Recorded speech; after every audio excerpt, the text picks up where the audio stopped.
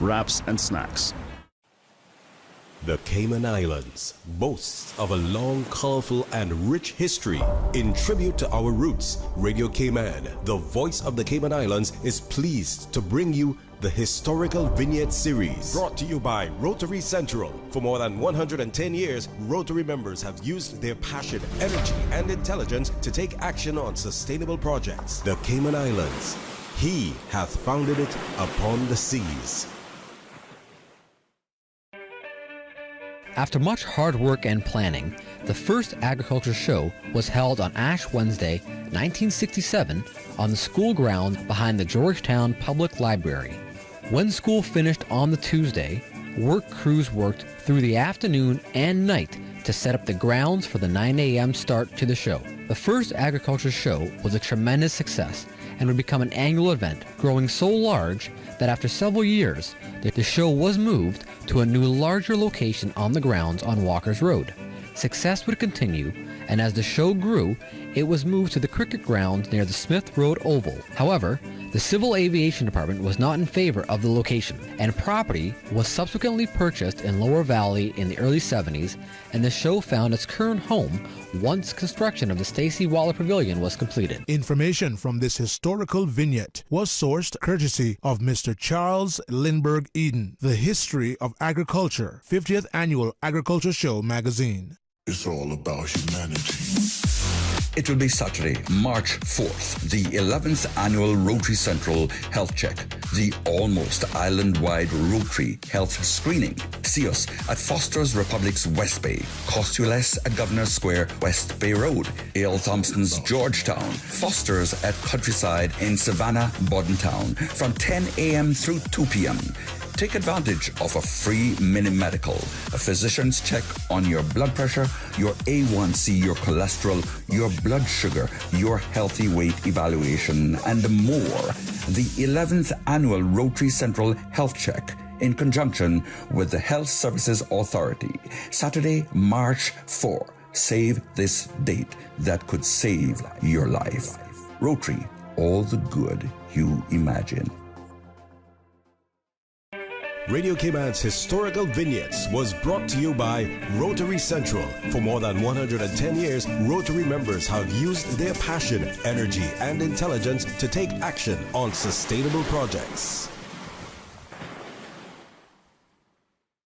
Talk Today is brought to you by Subway, open 24 hours in Countryside, Anderson Square in Georgetown, and Centennial Towers in West Bay. And by the Ministry of District Administration, Tourism and Transport. Explore your history, explore your land, explore your sister islands. MedLab in Smith Road Plaza, your complete medical laboratory solution. Call 949-7331. And Savannah Pharmacy in Countryside Shopping Village, convenient opening hours including Sundays and holidays.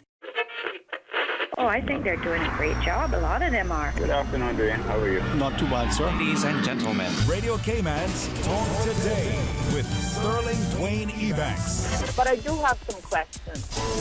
There are more questions than answers. Radio Cayman's Talk Today. If you're ready to talk, we're willing to listen. Well, I really enjoy this program today. Cayman Islands' foremost listeners participation program. May God bless every person.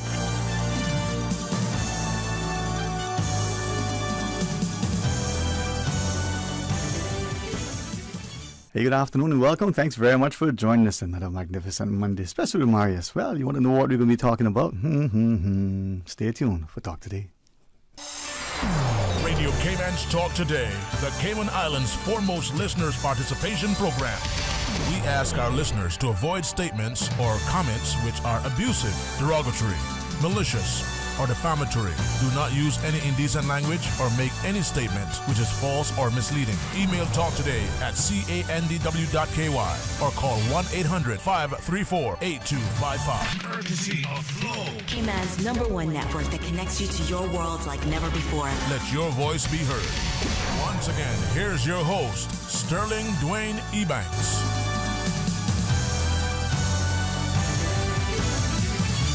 Hey, good afternoon, welcome, and thanks very much to Marius over at the Cayman Arts Festival. You guys have been fantastic throughout the year, but especially this whole month. So I'm honored that you would allow us to have this continuing discussion. And for those of us who missed last evening in particular, maybe there'll be an encore at some point. But good afternoon to you. How are you? Good afternoon. I'm tired. It was a long month, but I've told you we'll need to have a show here. I feel like home here. Well, I hope that's not only the welcome but the visit, huh? It's a nice place, and I always bring performers or local artists just to kind of highlight them. And today we have 4 of them. They come from the UK, so I've told you from the beginning, focus on them. I will just come on board only if needed, and I hope the audience will enjoy listening to them. Before I first, with great respect to the 3 acts, Miss Amber, to start, what are we going to be talking about, Marius? We will talk about a play that happened last night, but we'll continue with master classes these days. Mm-hmm. We'll have a play that it's, I think, from the discussion that was last night, it's extremely relevant to the Cayman Islands. And having with us the writer of the play, and the actresses that perform, and also the stage manager with us, I think it will be a very deep discussion, and we try to cover as many bases as possible. I was thinking initially to ask after, but now I'll ask first. Given the tease and people, what play? In seeing, in watching, and being in the audience, what was the thing that connected most with you about the play? With me? Yeah, with you. If I could ask you. You can answer now if you wish. I'd be honored if you do, but if you want to wait. Let me think about it, and then I'll come with a good answer. Only because you're a friend, I won't do that. And the reason is I'll come back in a minute. You remind me. But before we ask you to come in and stuff, let me ask Miss Amro from that perspective, because there is a thing about people, and there's a way to tell a story. There's a way that history sometimes is recorded, repeated, and somewhere for us it resonates in such a way that we don't really get it until we get it. And if you don't get it, you don't. You get it. Yes. Good afternoon. I think one of the wonderful things about this production is that it actually encapsulates African traditional theatre in a very contemporary manner. So we're using dialogue, we're using music, we're using dance, and we're using historical fact. So in many ways, storytelling techniques which can transfer to any audience, anytime, any place, anywhere, anyhow. So it's a combination of having experience and know how to build a production which will enthuse any audience. Okay. Can I ask then, if you would allow me, and thanks very much for the intros earlier, for our audience listening, would you go around the table, start to my left with Ms. Claire first, and then finish up with Ismeet. Give us a brief intro of everybody, their role and their part, as you did earlier. Okay, so we have Claire Milner, who is the production manager and in charge of anything and everything to do with the production, including lights and looking after us and looking after me in particular. No, everybody. And then you have Lola May, who just absolutely took hold of this part, a new performer to this role, and delivered a spectacular performance. And it was a second performance of Mary Prince yesterday. A seasoned actor from the UK. And then you have Amantha Edmead, who is the director of Kumbanaya Arts. And Kumbanaya Arts is a company which we're all working for presently here. It's been going for 13 years. She's also done the same role 4 years straight because we've been touring together. So she's an actress, a writer, a teacher, a performer, and a lovely woman. I'm a friend. I'm a good friend. It must be if she can say it publicly, right? Yeah. But again, a pleasant public welcome to each of you, and it's exciting. As we talk about the story of Mary Prince and Marius in the early days, Kim Arts Festival, as you know, tended to wanted to initially, if I can speak on your behalf, Marius, and hopefully accurately, focus on music instruction, bring it. But he wants to expand into the arts and the performing arts, and I think this is probably the best way to introduce it. So, Mr. Manton, this story, for many of us, we don't know even in the Caribbean history, it's not at all. share with us as you wish, and then I'll ask my questions. Good afternoon to you. Welcome. And welcome to you. You say share with us as you wish. What do you want me to do? To talk about Mary Prince, the story of the journey? Yes, please. Okay. Mary Prince to me is a heroine. She is a woman who was one of many, many firsts. We're going back 200 years ago when enslavement was a reality for the Caribbean. Even though it was coming to the end of it, it was still a reality. And Mary Prince, against all odds, found herself in the UK, found herself petitioning the British government for freedom. And she was the first woman to do that ever. An amazing first at the time. She was also the first African heritage woman to actually get her story written of her experiences of the British enslavement and chattel slavery. Because I don't know how it is here in Cayman, but when you're in the UK, often enslavement is often seen as an American issue, something happened over there. Britain, somehow there seems to be this complete, I would say, denial and lack of sharing the realities of the history and separating Britain from that. Whereas when you look at the realities of the Caribbean and you look at the realities of what was done around the world, there is no way that Britain is separated. Britain was not the first player in the whole enslavement period, but when they did get involved, they did it well, huh? To say that is shameful, but it's true. It's Britain true. took it and built a nation on it, really. And I don't say that to be callous, nor insensitive, nor disrespectful, but I appreciate it. And we around the table will know about the audience. We didn't exchange any information, yet we're on the same wavelength, right? So bear with me. And preparing for discussion, I do apologize. It's very emotive. This isn't something that you look in the mirror and don't see. You don't go to your history books and don't reflect. You don't look today and don't concern yourself about the tomorrow. And when we talk about it, let me give, as you said, we think of the American perspective. What's the first woman name that comes to mind? Maybe I'll give a prompt there. We talk about the Underground Railway in America, right? Harriet Tubman. Everybody knows. Yes. Let's go to the UK. And a male name. He was the champion for freedom and he brought slavery to an end. And what's the name? Not that one. I don't call that one. That's sorry. William Wilberforce or who him? Sorry. Couldn't be talking about him. No, we can't. Because I think it was 2007 they were celebrating William Wilberforce, some savior. And I said, nonsense. It's actually Toussaint Louverture or Dessalines from the Haitian Revolution of 1807, which was actually the first person to help stop enslavement. But you see our history, the way it's repeated, right?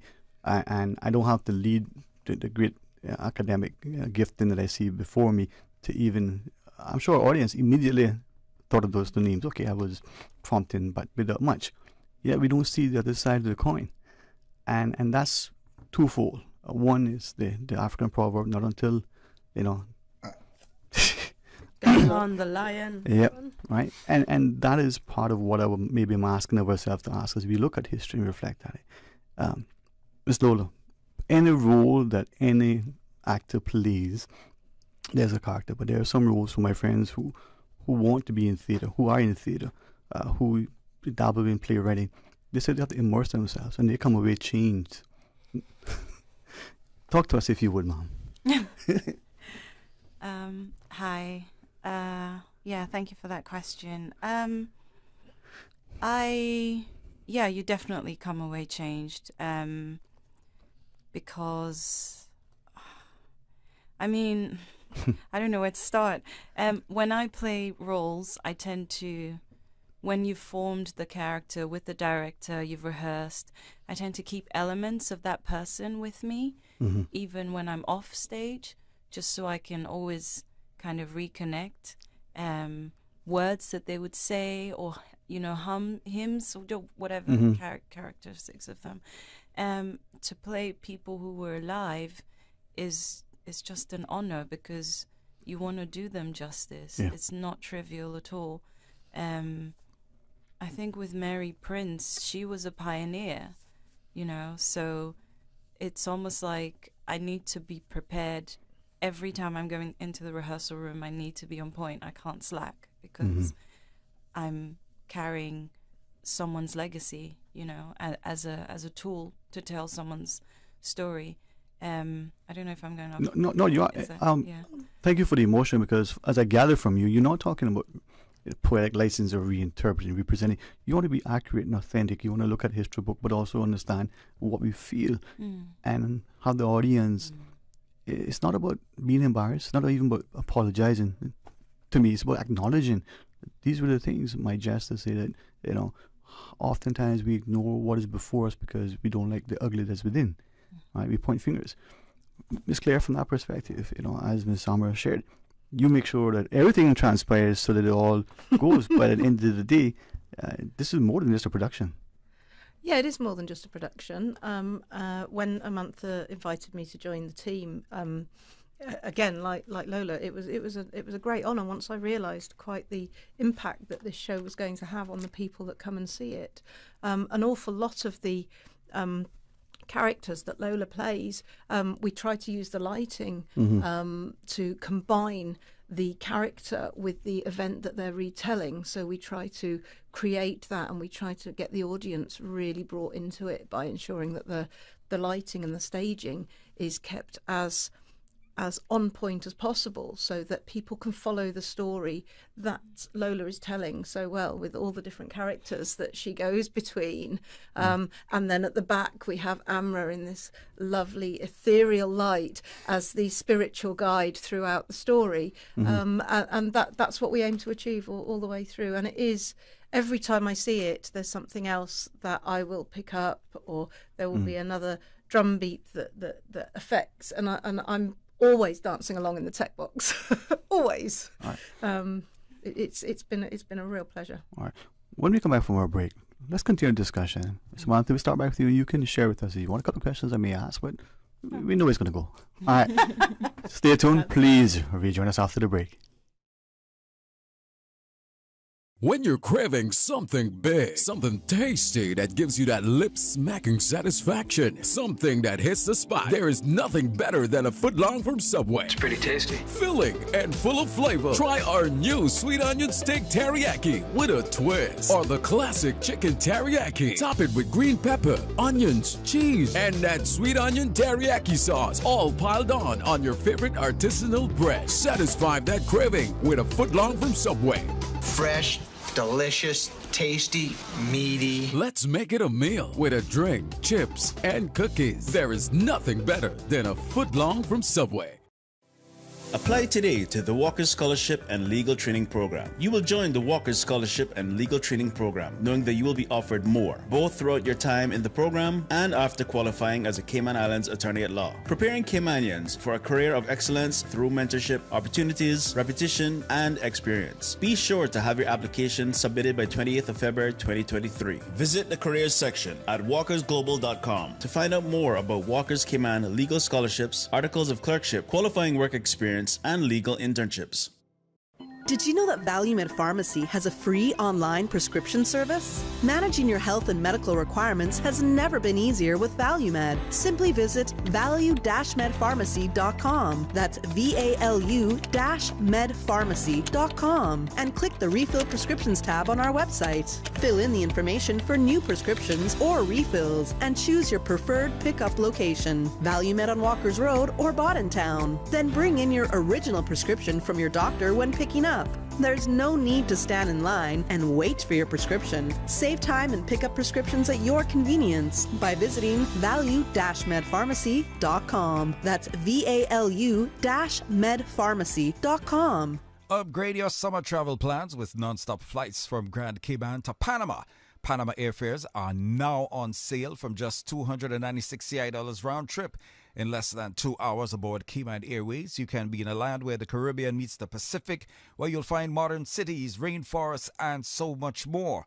Book by March 4th to catch Panama airfares on sale. Other conditions apply. Call 949-2311, contact a travel agent, or visit CaymanAirways.com to book your Panama getaway today. Talk today. But I do have some questions. Talk today. Cayman Islands' foremost listeners participation program. Talk today. Because there are more questions than answers. What the public is saying. Waiting to take your calls right now. Sterling Dwayne Ebanks.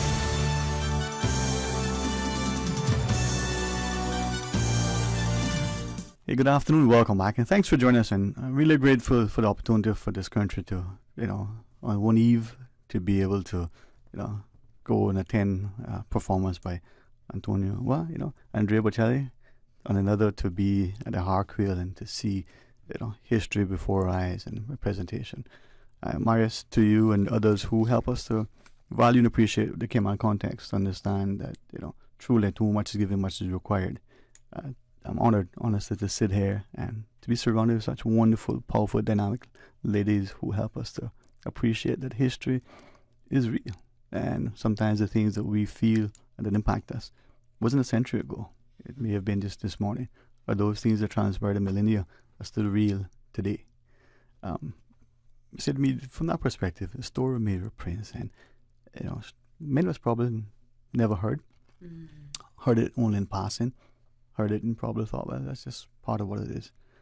Why that story, and to you, why for you? Why would you bring that to stage? And very, very good question. It started in a place where all good stories start. It started with anger for me.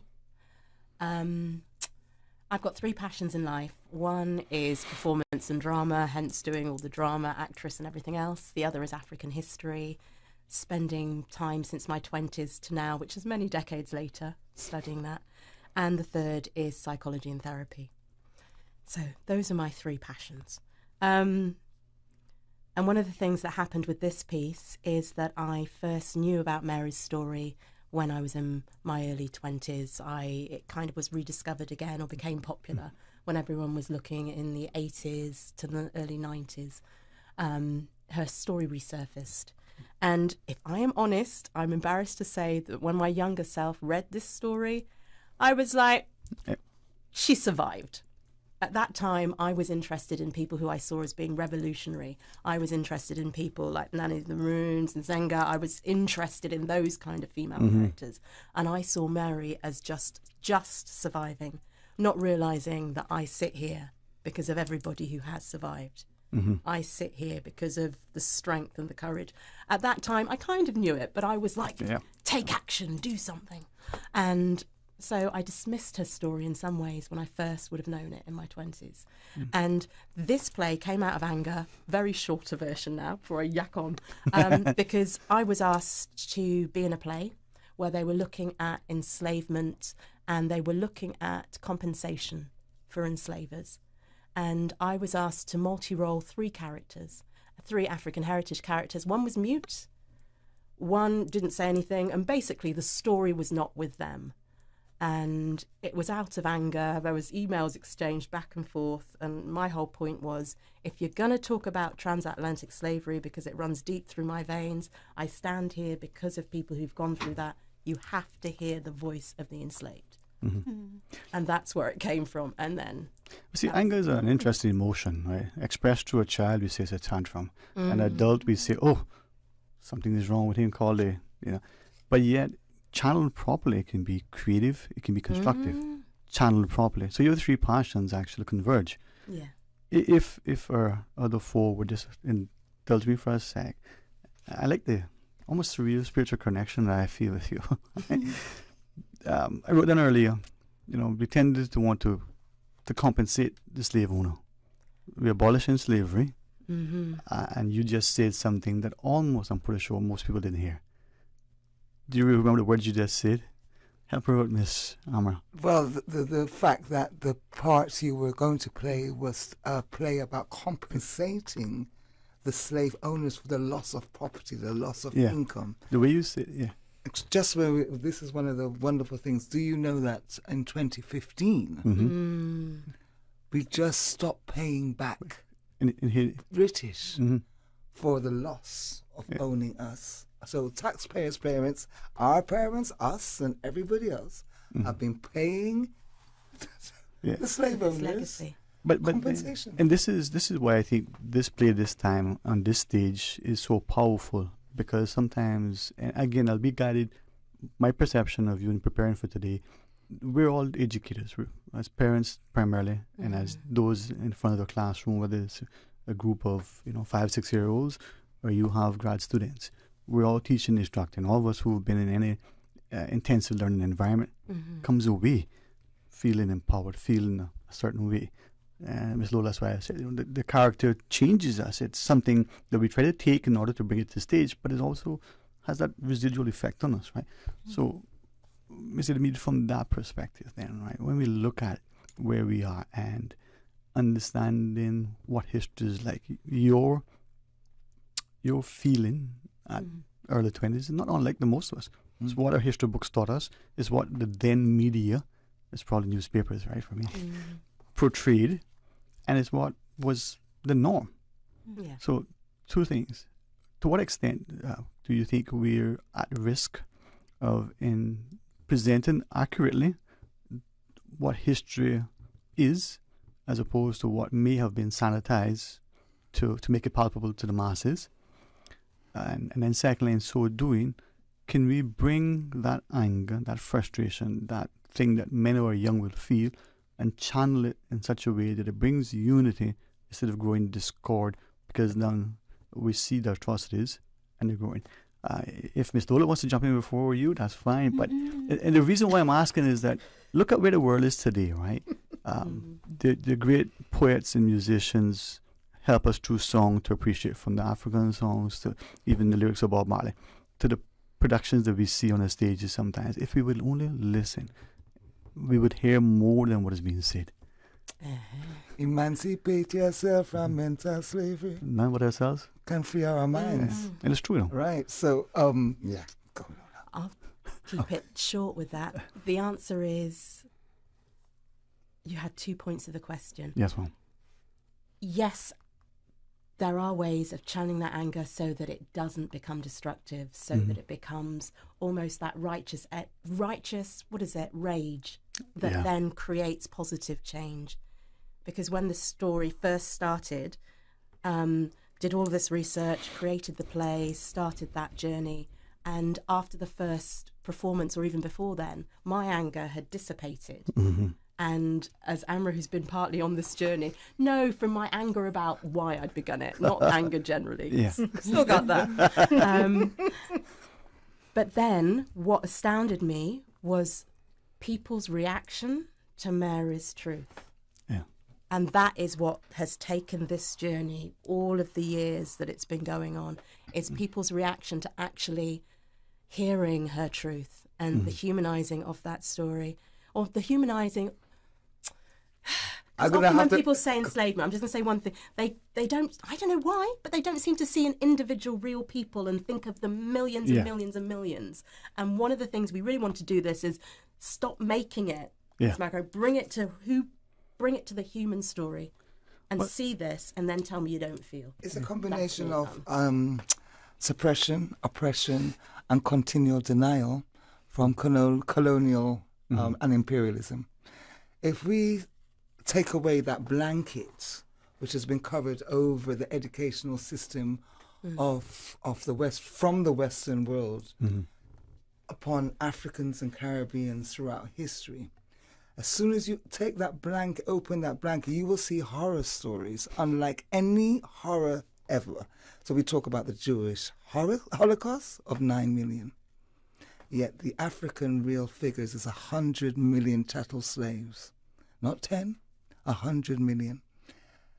And the impact of this is the wealth of the Western world, including the British territories.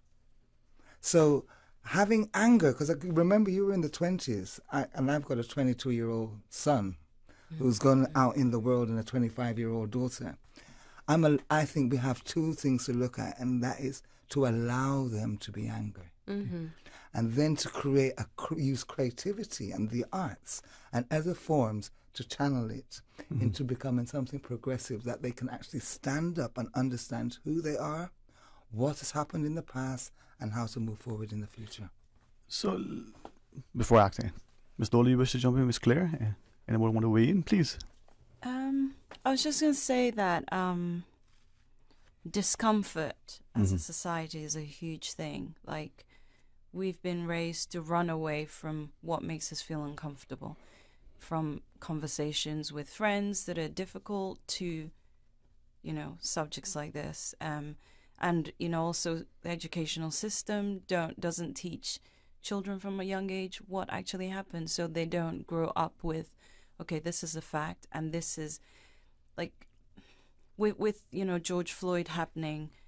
A lot of people had questions, but then they would turn to their black friends or they would make excuses, but that's because they felt very uncomfortable. And it's all about, oh, my comfort, my comfort. But a lady said yesterday that we need to get past that. Just get past that. Deal with the discomfort, because discomfort can happen in any scenario with, a loved one, a difficult conversation. But I feel like, the generation coming are more aware of this, like actually looking through things and working through things instead of just putting a blanket, going, no, I'm fine, and it's too much to deal with, Yeah, it's interesting. I'm hoping I'll say it now, that through this platform we'll have more of these discussions, because it isn't that is to make people uncomfortable. It isn't to sensationalize. It's a way of trying to, as perhaps as an example, as a parent, you're talking to your child about something, whether it's sex education, whether it's about their finances and their life plans. Sometimes you're uncomfortable with the subject as a parent, but yet the child is receptive to education information. Where is the child getting that information? How accurate is that information? And how lovingly is that imparted? And trying to draw that analogy, I'm asking us as adults, what are we doing about this discussion? You cannot ring the bell. And yet, if I say something, even if I don't mean to be offensive, doesn't mean it isn't. Right? It's clear. No, but I think that's really interesting, because we had a very open discussion and interview, didn't we? When I was applying for the position to join the company. And we had a discussion in what we called a safe environment. So we said as we felt, and that discussion was obviously between us. But what it made me do was go away and question why I answered the way I answered, what my influences had been at the time, and was it right or wrong? Or is it something I just have to be aware that I have now questioned, and I have now moved forward with a better, more enlightened knowledge of, and accepting that I may have been misled in my education on certain things, and I'm being open to the fact that I've got more to learn, and I've learned an awful lot in the space of time I've been with the company for 3 weeks. It's been I've learned so much just from listening to conversations about the show and watching the show. But is that... Sorry, Miss Lola. No, I was just going to jump in quickly, because a job I did last summer, I won't name stuff, but comments were made which were in the spirit of jest, here and here and here. And you just think, well, the person making the jest is like, well, people shouldn't be so sensitive. But I'm just like, it's your job to educate yourself. And they weren't even about... black people. It was about a different, ethnic minority. I'm like, you don't say things like that. And no, and the I'm already in actor mode. Go ahead. Playing the person. She was, no, I didn't mean it. But I'm like, but I've called you out instead of getting defensive and going, oh, now you've made me feel bad. I'm not a bad person. I'm not this. No, just go away and do your homework, like you said. Why did I say that? Because even there's so many things I'm learning about, trans lives and LGBTQ. There's so you want to know that things you're saying aren't offensive, and if someone calls you out, it's okay to go, I'm sorry, I didn't know what I was doing, or I didn't understand, and then go question yourself. But I feel like people are so easy or quick to go, I'm not a bad person, that's the end of it. And then no one gets educated. Exactly. So. If I may ask though, and this is where, Marius, I love the theatre. Honestly, it's a place where you see what's unfolding and you can look beyond the people. And many, I guess in this context, will look at you as being strange. What are you doing there? You don't look like the normal theatre goer or what have you. It's a learning environment. So I want to thank you for that. And maybe as you do more of this, we'll get to appreciate it. I just want to say that we plan to have this play for a reason. we tried to build a drama program under Cayman Arts Festival umbrella. And I'm so happy that it's easy maybe to start with the comedy. Everybody's happy there. Everybody, we came with something like a bang, like a really strong subject. And a friend of mine, told me last night that, okay, I saw the play, I liked the play, but the discussion after the play, because it was question and answer session, that was even more interesting than the play, because he started learning something. I'm kind of in the same situation. I was telling when we were in commercial that my wife connected better to the play, being born in Caribbean, and she spotted things that Amra told me, and I was not getting them. She got them immediately. So that's something that, to answer your question, what impressed me the most is something that it's a subliminal connection that it was felt by the public seeing the play. Okay. And then, if I may, and I'm really honored that you guys would come in. I mean, I know Mario said we could have a discussion. I knew what I knew. That was it. But it's so important to have these discussions, to be sensitive, to be receptive, to be responsible.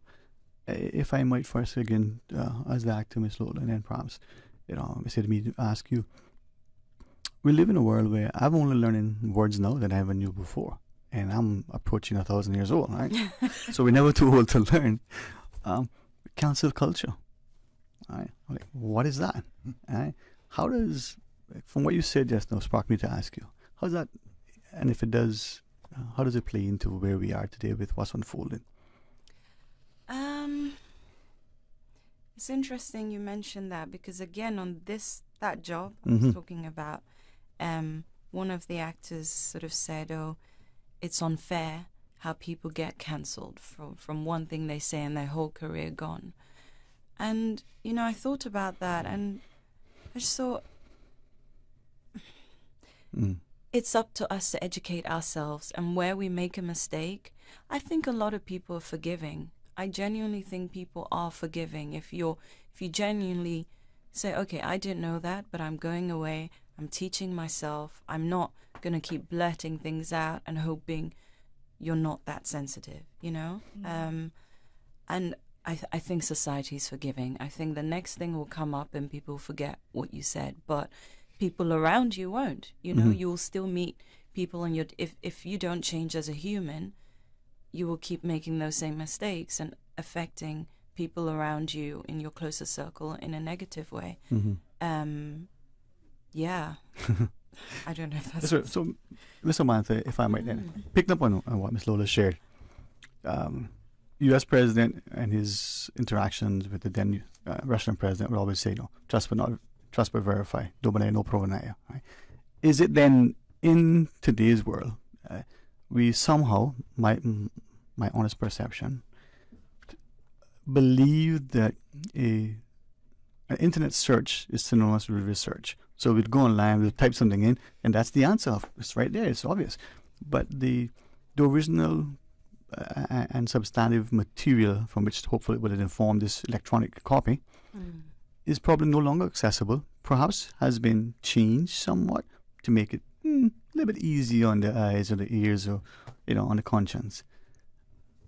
Our young people in particular apt to be misinformed, whether it's deliberate, malicious, whether it's just inadvertent, because sometimes we don't know the original source. We don't teach, that thing as it is being taught, through the play last evening, whether we agree with it or not. As an example, 5 6 years olds, allegedly, in many of the Western countries, are being taught a level of sex education that perhaps some would say, geez, that at this age, but yet their history. Your thoughts? I mean, sorry, I'm going. Yeah, I know. Parents here. But we all. When you were saying that, it made me think of going back to African Studies, which I did for Robin Walker 20 odd years ago. And what I thought was really interesting was that where it is something really important about where your source material comes from. Because I can remember when they started saying if it's a primary source, secondary source, third source, what is the source of your information? And what I was really surprised me in my naivety, again, was that you could see something, find the primary source, then travel a few hundred years later. Primary source has now been switched. Travel a few hundred years after that, it's switched. Travel 1,000 years. So where your source material comes from is essential. Yep. Is essential. I just want to add that the force right now is an intellectual force, and I've just finished a 15 weeks Afrocentric researchers course on how to research like a PhD scholar. And it's important so that we know these techniques in order to feed it to the children. But because we're just moving on slightly, one of the things we're actually here to do also is masterclasses. And the masterclasses will be taking place today. And we'll have masterclasses at UCCI, at Cayman Drama Society, Cayman Prep. We are still waiting a few confirmation from some other schools. And sorry, the reason for the masterclasses was that we just didn't want the production to be to just have this audience exposure, but also to reach students and young people and for them to explore all these creative practices. So I'll be doing a masterclass on master drumming and the drumming techniques from Africa and how African drums move into dance and story and song. And Amantha will be heading a storytelling masterclass. So today and tomorrow, so watch this space, get hold of Marius. I think last night we had the most students that the audience, we had the most students that we had for any event that we had in the festival. So that was really encouraging. Well, I really commend the sort of growing and expanded approach to what you're doing at Cayman Arts Festival. To each of you, thank you for sharing. I don't know about anybody else, but I've come even more encouraging enthused and courageous. So, Samantha, thank you very much, Miss Lola and Miss Claire. And to my new son, thank you. May you continue to shine. Thank you very much. All right, thanks very much. Thank you for inviting us. All right. After the break, in the news, well, we got to tell you about work. Yeah, stay tuned for Talk Today. Busy, busy, busy. Feel like there's not just enough hours in the day.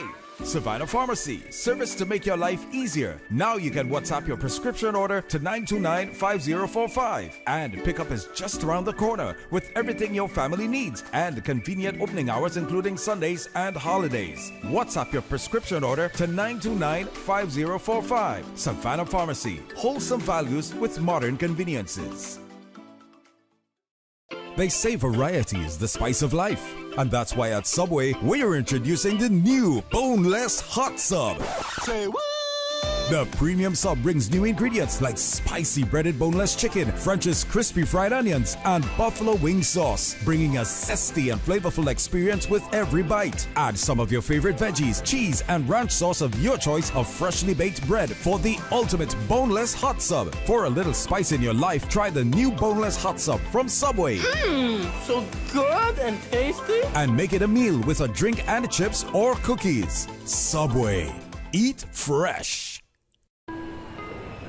Upgrade your summer travel plans with non-stop flights from Grand Cayman to Panama. Panama airfares are now on sale from just $296 CI round trip. In just 2 hours aboard Cayman Airways, you can be in a land where the Caribbean meets the Pacific, where you'll find modern cities, rainforests, and so much more. Book by March 4th to catch Panama airfares on sale. Other conditions apply. Call 949-2311 or visit CaymanAirways.com to book your Panama getaway today. At Doctors Hospital, we know life happens, and usually when you least expect it. So when unexpected medical issues arise, you need quality care close to home. Located in the heart of Georgetown, our accomplished team of physicians and medical staff treat minor urgent conditions such as migraines, chest and abdominal pain, shortness of breath, burns, broken bones, open wounds, and more. 24 hours, 7 days a week with no appointment necessary. Peace of mind is important when life happens. At Doctors Hospital, we're always here just for you. Need to speak to someone? Call 949-6066. Let me tell you something. I've been fishing our island since I was a boy, and it's getting harder and harder to get a good catch. Maybe it's because there are so many more people in Cayman than ever before. Maybe it's because of how the climate is changing. I don't know about that, but I do know that I want to be able to keep fishing and teach my children to fish one day as well. So it makes sense to me that we have certain areas and certain times of the year to fish for certain things. It feels unfair not to be allowed to fish where my dad had taught me to fish, but I know that being patient now means we can keep fishing for many more generations. We're all in this together, right? For more info, download the Cayman DOE app or visit doe.ky. From district to district, moving through the waters to Cayman Brac and Little Cayman. Your station, your voice. All things Cayman. One radio, many people. This is home. Radio Cayman in the Cayman Islands. Today's biggest news. Radio Cayman. Your voice, your choice. Local, regional, international. This is headlines from Radio Cayman's newsroom. Today's biggest news. The headline news is brought to you by Health Services Authority. With your latest headlines, I'm Felicia Rankin-Solins. Starting Wednesday, March 1st, confirmation PCR testing for COVID positives will no longer be required and COVID testing centers will cease operations on all 3 islands. Lateral flow positive online reporting will also no longer be required. In international news, police in Ecuador have found almost 8.8 tons of cocaine in a shipment of bananas bound for Belgium. Police said the drugs would have been worth an estimated $330 million had they reached their destination. Ecuador has become one of the main transit countries for cocaine produced in neighboring Peru and Colombia. This week marks another critical moment for U.S. President Joe Biden's one-time student loan forgiveness plan. The Supreme Court is reconvening to hear 2 cases related to the program, which could determine whether more than 40 million people in the U.S. are able to have thousands of dollars in debt canceled. Mr. Biden announced a plan last August to cancel up to $10,000 in federal student loans for Americans who earned less than $125,000 each year, but applications for the program were halted after a lower court judge ruled last November that it was unlawful. These are your headlines. I'm Felicia Rankin-Solins.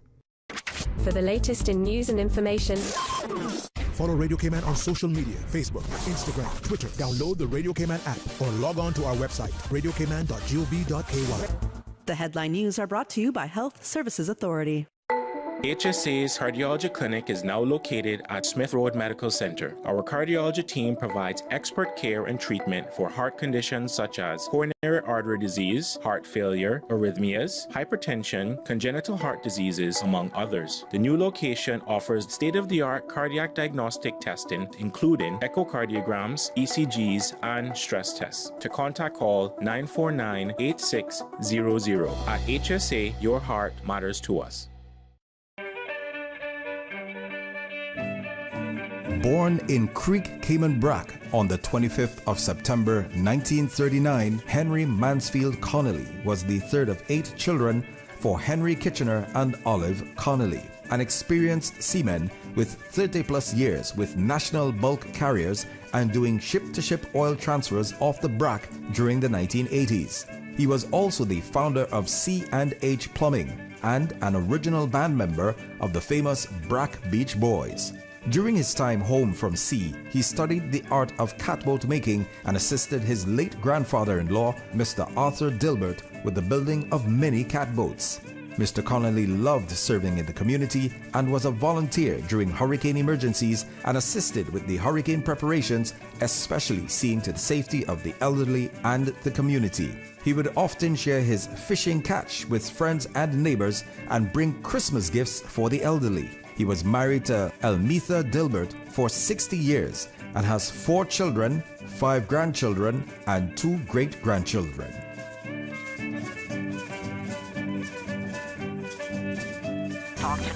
But I do have some questions. Cayman Islands' foremost listeners' participation program.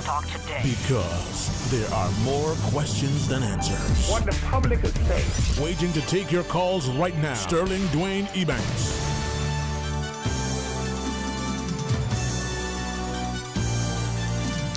Hey, good afternoon. Welcome back, and thanks very much for joining us. And in the studios, we welcome the fantastic team from work. WORC, we have the acting engineer director, Mr. Jeremy Scott.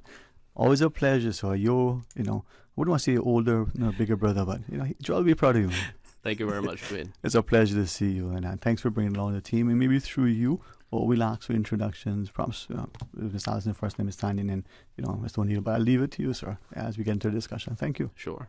Thank you, Dwayne, for actually having the team here today. We look forward to some updates on some changes to regs and what that means to the public and what we were expecting of the public. But as a quick introduction, I have to my left Miss Alison Lovingood. She's actually a senior leading half of our deputy director role for operations as it relates to customer care, primarily for today's session. And we have to my right here Ms. Dwayne Ebanks, who is one of our managers for the Employment Services Unit, critical to our operations. And last but not least, we have Mr. O'Neill Roberts, who is one of our managers for a customer care team as well. So thank you for having us here. Really appreciate it, because I think many times, even now, that we should be somewhat comfortable with the terminology, but also the functioning. No more immigration is now work, WRC, and we make our jest sometimes in order to make things more palatable, but also to understand. But it's serious, and we are appreciative of the changing dynamic and the need to implement policy. Correct. Temporary work permits, though, Mr. Scott. Focus of our discussion today. Perhaps two things. First, why and what is the uproar, if any? Sure. So definitely the focus today's session is discussing regulation changes to the immigration transition, temporary work permits and business visitors regulations amendment that came into or gazetted around December of 2022. That all automatically comes into force the 31st of March this year. The regulation change is, and the backdrop to it is to further support visibility of jobs at an earlier point in time when they become available. Obviously, it's also supporting the broader outcomes of government in relation to enhancing opportunities for Caymanians in the workforce. I think it's critical to mention that historically, obviously, we do process quite a large number of work permits generally, and I'll share some of those numbers with you. But 50% of those applications overall on any given year or any given month makes up about 50% of those applications that we currently process. So in comparison to annual work permits, which have mandatory required advertising on the Jobs Cayman portal, making it viewable for all job seekers to actually see, where you have 50%, or I would say close to 40% of those applications on any given year not being visible to job seekers is a critical component to enhance. Hence the reason why we're, and the Minister of Labour as well as ourselves, have supported this change in that it will actually enhance the visibility of jobs at an earlier point in time. Okay, and trying to, I guess, effect that policy change to make it as positive as you shared. The 31st of March, any particular reason why we did it then, not effective immediately, not 6 months down the road? Sure. Really good question. We were actually intending to roll this out the ending of last year. One of the reasons why we chose not to roll it out at the end of the last year, there are logistical changes that are needed in preparation of being able to support those changes. And we also factored in that we had a few other changes as it related to medical forms and some other things that were in play, as well as at the end of the year, going into the beginning of the year, would not have been the best to actually implement such a change and to allow us to communicate effectively with the public. Okay. Now, with respect to the teams, sir, I'll direct the questions through you, and you can designate who. All the substantive questions, the supplementaries, I'll do entirely. But with that in mind, then we understand that temporary work permits in the past, you just applied from, they were, let me just ask, how were they granted and how now will they be differently, just for emphasis? Sure. So historically, the temporary work permits submission, one of the key elements that we want to make very clear is that they did not involve advertising in comparison to the annual work permits. Now, with this change, advertising, the majority of temporary work permits will be required to be advertised equally reflective of the annual process. So they have to be submitted and advertised on our portal, and it's run for 14 consecutive days. This has to be done prior to submission. This can't be done collectively at the same time. I think in one of my previous appearances here with you, you in fact had raised a question asking, do you have to be registered as a job seeker or registered as an employer to actually see job adverts? We can safely say that we have moved and enhanced that component where on our website, under a job search criteria or selection, you can actually go in there and with an open search be able to view any jobs that are advertising at any point in time.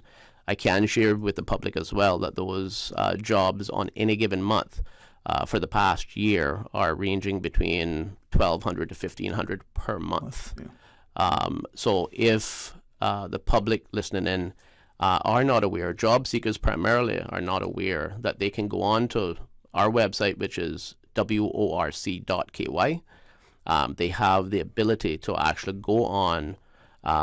They can go through an advanced search, or they can just not put any details in that job search criteria and just press search, and it will bring up every job that is currently advertised and is running and valid, and that is open for a job seeker to apply for. Thank you very much, not just for remembering that, but for actioning it, because many of us would probably be more comfortable picking up what was the classifieds and thumbing through it and looking for jobs that may or may not intrigue us. Now we can do the same without necessarily. So then the 14-day registration and the notion of advertising. So temporary work permits, can they range? What's the minimum and maximum duration that a temporary work permit would be effective? Okay, so the longest that a temporary work permit can be applied for is 180 days. 6 months. 6 months. They can be as short as 1 day to 180 days. One thing I'll further explain with the regulated changes is that there are caveats in here. Primarily, the intention was to reduce the opportunities for a job of being or not being advertised on the portal where there was intended long-term contractual opportunities. So where now the regulation change will actually warrant any temporary work permit that is desired for over 30 days or more, those would be required to be advertised. However, there are some caveats, and this is what we want to make clear. There are some caveats and carve-outs that actually do not impede current industries and current needs for short-term assignments or for occupations that come here for periods of time up to 6 months, but truly are not long-term employment or are in specific roles that are specialized. So to give an example, you have any applications that are submitted for temporary work permits that are 30 days or less, they're not subject to advertising. Okay? If an employer then seeks to extend that temporary longer than 30 days up to the 6 months, unless the occupations are reflecting that of occupations that would be either exempt or subject to waivers, that is where they would not be required, or they would be required to be advertised. Okay. And again, so, to the respect to your colleagues, so they would direct them through you and then you. Sure. But in that instance, two things, at some point emphasize for us and expand further on those occupations that are exempt or subject to waivers. But to your example, an employer, not to pick on them, but let's say either construction or hospitality or financial services, brings in someone for a 30 day or less, no advertising. Right. And you've talked about intended, so intent, I gather, is a little bit challenging, something to establish. but the employer says, you know what, I was expecting this to be done within the 30 days, but I need the person for another 30 days or another 28 days. Stay within that window because, you know, rain or because it just seems to have been more and it's now extended. In that second application for renewal, still within the 30-day or less window, do they need to advertise then? So the default position would be that they would have to advertise. Like I said, we do know that there are special circumstances that can be identified. I will share as well that these regulations never just actually came with I call it a combination, and the combination was with further directions to myself as acting director and the boards in relation to not having full discretion of being able to advertise without some form of criteria. And if I could further explain, there has to be very exceptional circumstances for myself or the boards to grant a waiver. Normally that's where there's clear evidence that a waiver is urgently required, that where skills and experience required for the position are such specialized nature that it's extremely unlikely that we can actually find a Caymanian, a holder of residency, employment rights certificate, or persons who are legally and ordinarily resident in the islands who are qualified and willing to be able to fill that position. And it also says, or where the employer is seeking to employ a babysitter, nanny, specialist caregiver, caretaker, private chef, butler, or any other worker in a personal capacity. Those would be some of the occupations, and a lot of the last grouping of categories are more in the personal capacity, because we do know that based on, and I'll actually probably have Ms. Tanya speak on a few of those details as to what that labour market looks like, and the demands for occupations or desires of job seekers and what they're vying for, what they're being referred to. This was one of the reasons why we have those occupations that would be carved out, that we would look at actually either directly rolling out a policy that supported the directions and being able to waive personal employees. But again, the ultimate objective was to ensure that our statistics and our information were not disadvantaging Caymanians who are registered and that we're trying to assist in employment. So I don't know if Ms. Tanya may give some insight into job seekers and areas that they are assisting in actually referring and placing Caymanians. Thank you, Ms. Scott. Sterling, what we're seeing out there from the employment services standpoint is there's a mixture of needs. Now, you're generally not necessarily going to see the things like the nannies and those personal occupations. What we're seeing is pretty much every occupation that might ordinarily have a temporary work permit submitted for, which says to us that, our Caymanians need to be registering with us so that you can have access to these employment opportunities. I mean, you can see things from corp administrators, construction laborer, secretaries, cashiers, all sorts of things that an ordinary organization may find its back up against the wall, and just have that need, that short-term need. And ultimately, those opportunities, like Mr. Scott was saying, could turn into a long-term opportunity as well. Sometimes the organization may not know that right away, and that's why the advertising requirement would be definitely something that they need to consider, because at the end of the day, they want their operations to keep going. Work is not here not just for the job seekers, but for the employers as well. So in order to keep that synergy going between the two major clients that we serve, we need to make sure we find a balance. And with that balance, we need Caymanians to understand that these opportunities are available. And ultimately, if you're looking at a 3-month opportunity or a 6-month, you don't know where that can take you. You look at that as, I've done a really good job for this organization, and if the organization finds themselves in a position, it might turn into long-term employment. But from a occupation standpoint, we're seeing a range. I mean, everything under the sun, as you can say, is coming before us. What we have the opportunity now is to have everything come before us, so we can track those statistics to say, hey, we have a high demand for occupations this area. We're looking at our job postings to say, these are the top 3 categories in which people are vying for opportunities. So we need to bring those two bodies together, the job seeker and the employer. Because at the end of the day, I think both parties want to ensure that employment in the country is stabilized. People that are seeking are able to work, and organizations that need people are able to find employees. So we're the bridge. We're ultimately the bridge for that. And from an employment services standpoint, we want to support those Caymanians who are seeking, that may want that extra little bit of assistance. Maybe they're looking to return to the job market. Maybe they are looking to change employment. Maybe right now they're not operating at where they want to be, or maybe they actually want to upskill, for another opportunity, retool themselves. We will link with our National Training Development section to make that happen for them. And because we have these relationships in the community already, we want to make sure that we can be that conduit for the Caymanians seeking employment. And knowing that before, your argument could be, we didn't know that this existed.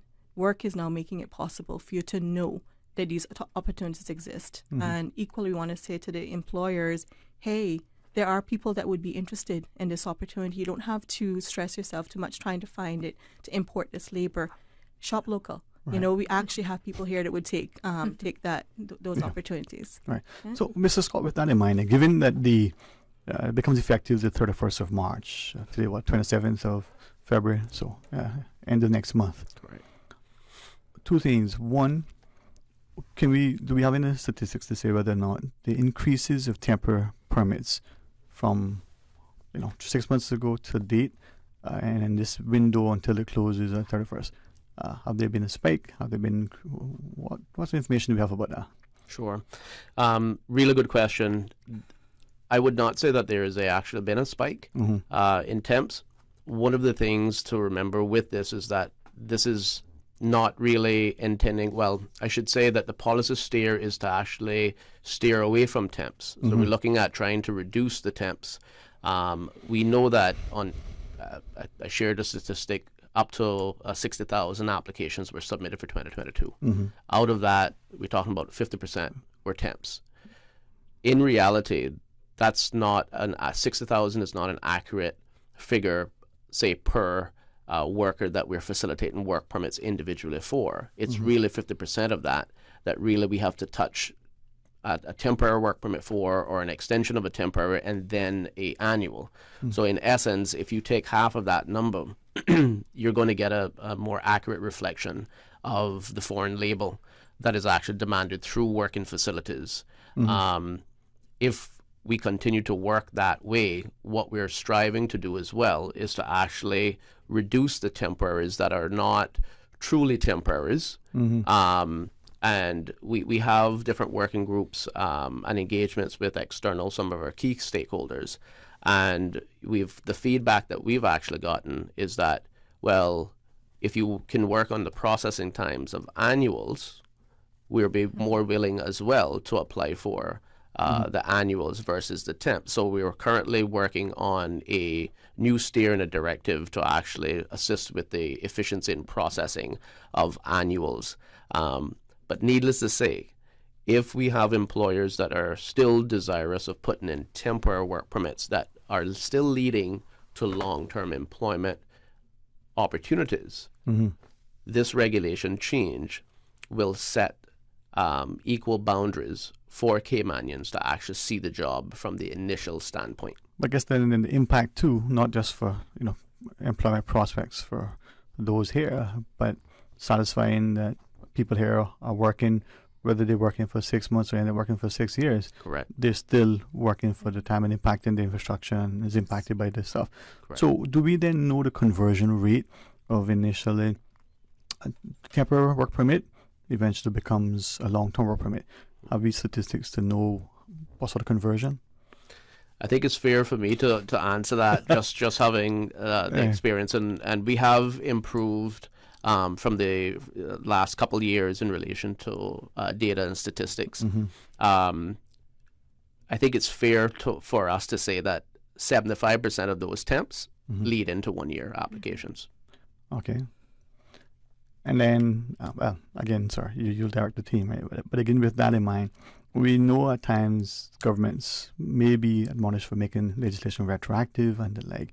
And in this instance, any permit that is granted up until the 31st, the monitoring, and again, just to repeat the emphasis, will still apply so that any subsequent renewals for those individuals who are now on the temporary work permit. So say 5-6 months ago, someone applied for a 6 month and it's coming up for renewal either in this month of February or sometime next month. The same due diligence for the annual will be applied as if they were being processed after the 31st?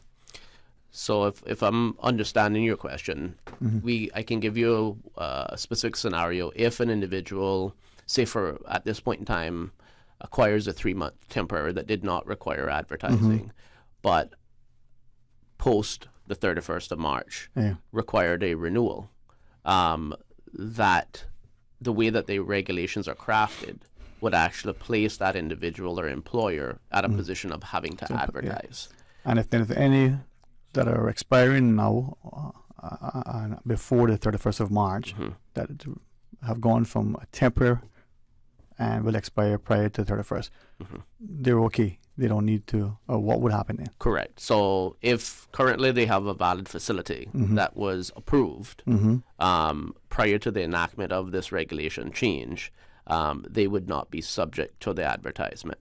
But again, as of the 31st of March, this comes into force. There is a specific section of the regulation that identifies, again, and the intention is to nail down opportunities that are truly temporary in nature.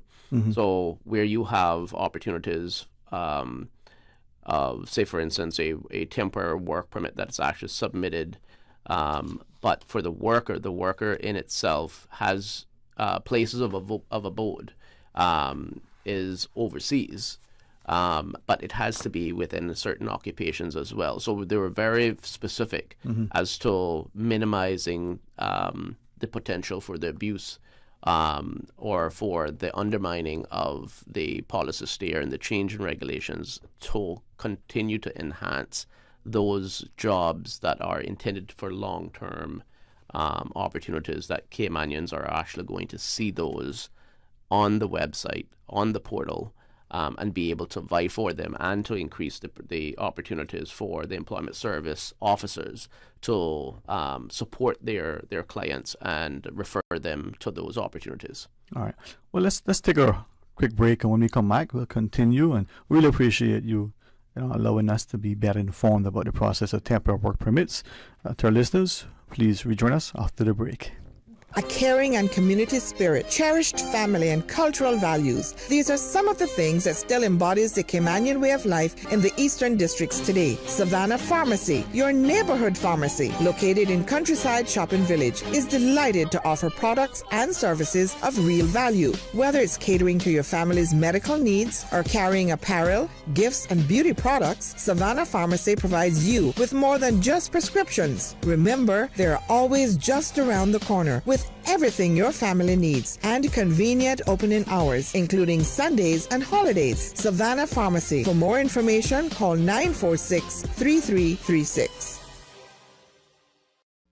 J&M Money touching down again. Now you can send your US dollars at any location on island, including the BRAC. It's easy. Just walk with your US dollars. No need to convert to CI. This is another convenient service available at J&M Money. They always find a way to make it easier and hassle-free. So remember, when you need to send your money and you only have US dollars, don't ever think of what to do. Just head straight to any J&M Money location and send your money the fast, convenient, and affordable. J&M Money. J&M Money. Touching down again. J&M Money. Ranga to la friend. Start your day in the know. Don't miss a beat. Radio Cayman's 7 a.m. news keeps you informed every Monday through Saturday at 7 a.m. Proudly brought to you by Walkers, a reputation for excellence. Learn more about the Walkers Scholarship and Legal Training Program at walkersglobal.com. Talk today. But I do have some question. Cayman Islands' foremost listeners participation program. Because there are more questions than answers. What the public is saying. Waiting to take your calls right now. Sterling Dwayne Ebanks.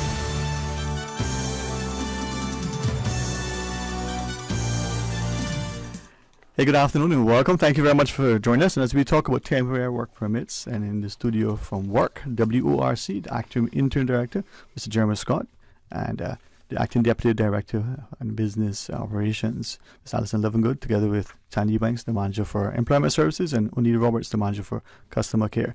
Again, Mr. Scott, thanks to you and the team for coming on. And hopefully, as Ms. Tanya so eloquently put it, trying to make that balance between the job seeker, on island, and the Caymanian looking for employment, and that employer trying to meet the capacity and needs of the organization. So as we go through the discussion, sir, continue sharing with us through your team. Sure. Thank you, Dwayne. So I have our customer care leads and managers here. So we wanted to share with the public as well some anticipated changes that we're putting together and that we'll have that will further support these regulation changes, which should also include the actual, I think for the last month, we have enhanced our FAQs and so forth. So I'll ask Ms. Allison if she can touch on a few of those that we've actually moved forward with. And then from there, Mr. Roberts can assist with maybe giving some insight into processing times and whether or not the employer who is now being driven to apply for or advertise the jobs will encounter any delays and such. Okay. Thank you, Mr. Scott. One of the things that the project team anticipated in regards to this legislation was the time frame for ad approvals, because they have to be approved upon submission. So the project team and I decided that it would be best in the best interest of the department to have dedicated resources to do that. So we're going to be implementing that this week in anticipation of, and kind of work out the kinks before all the ad approvals, we're anticipating that they're going to flood in. So in anticipation for the 31st of March. So that's one of the aspects that we've taken care of, and as well as tightening up policies in relation to that. O'Neill, I'm not too sure if you want to chime in on anything else in relation to that? Sure.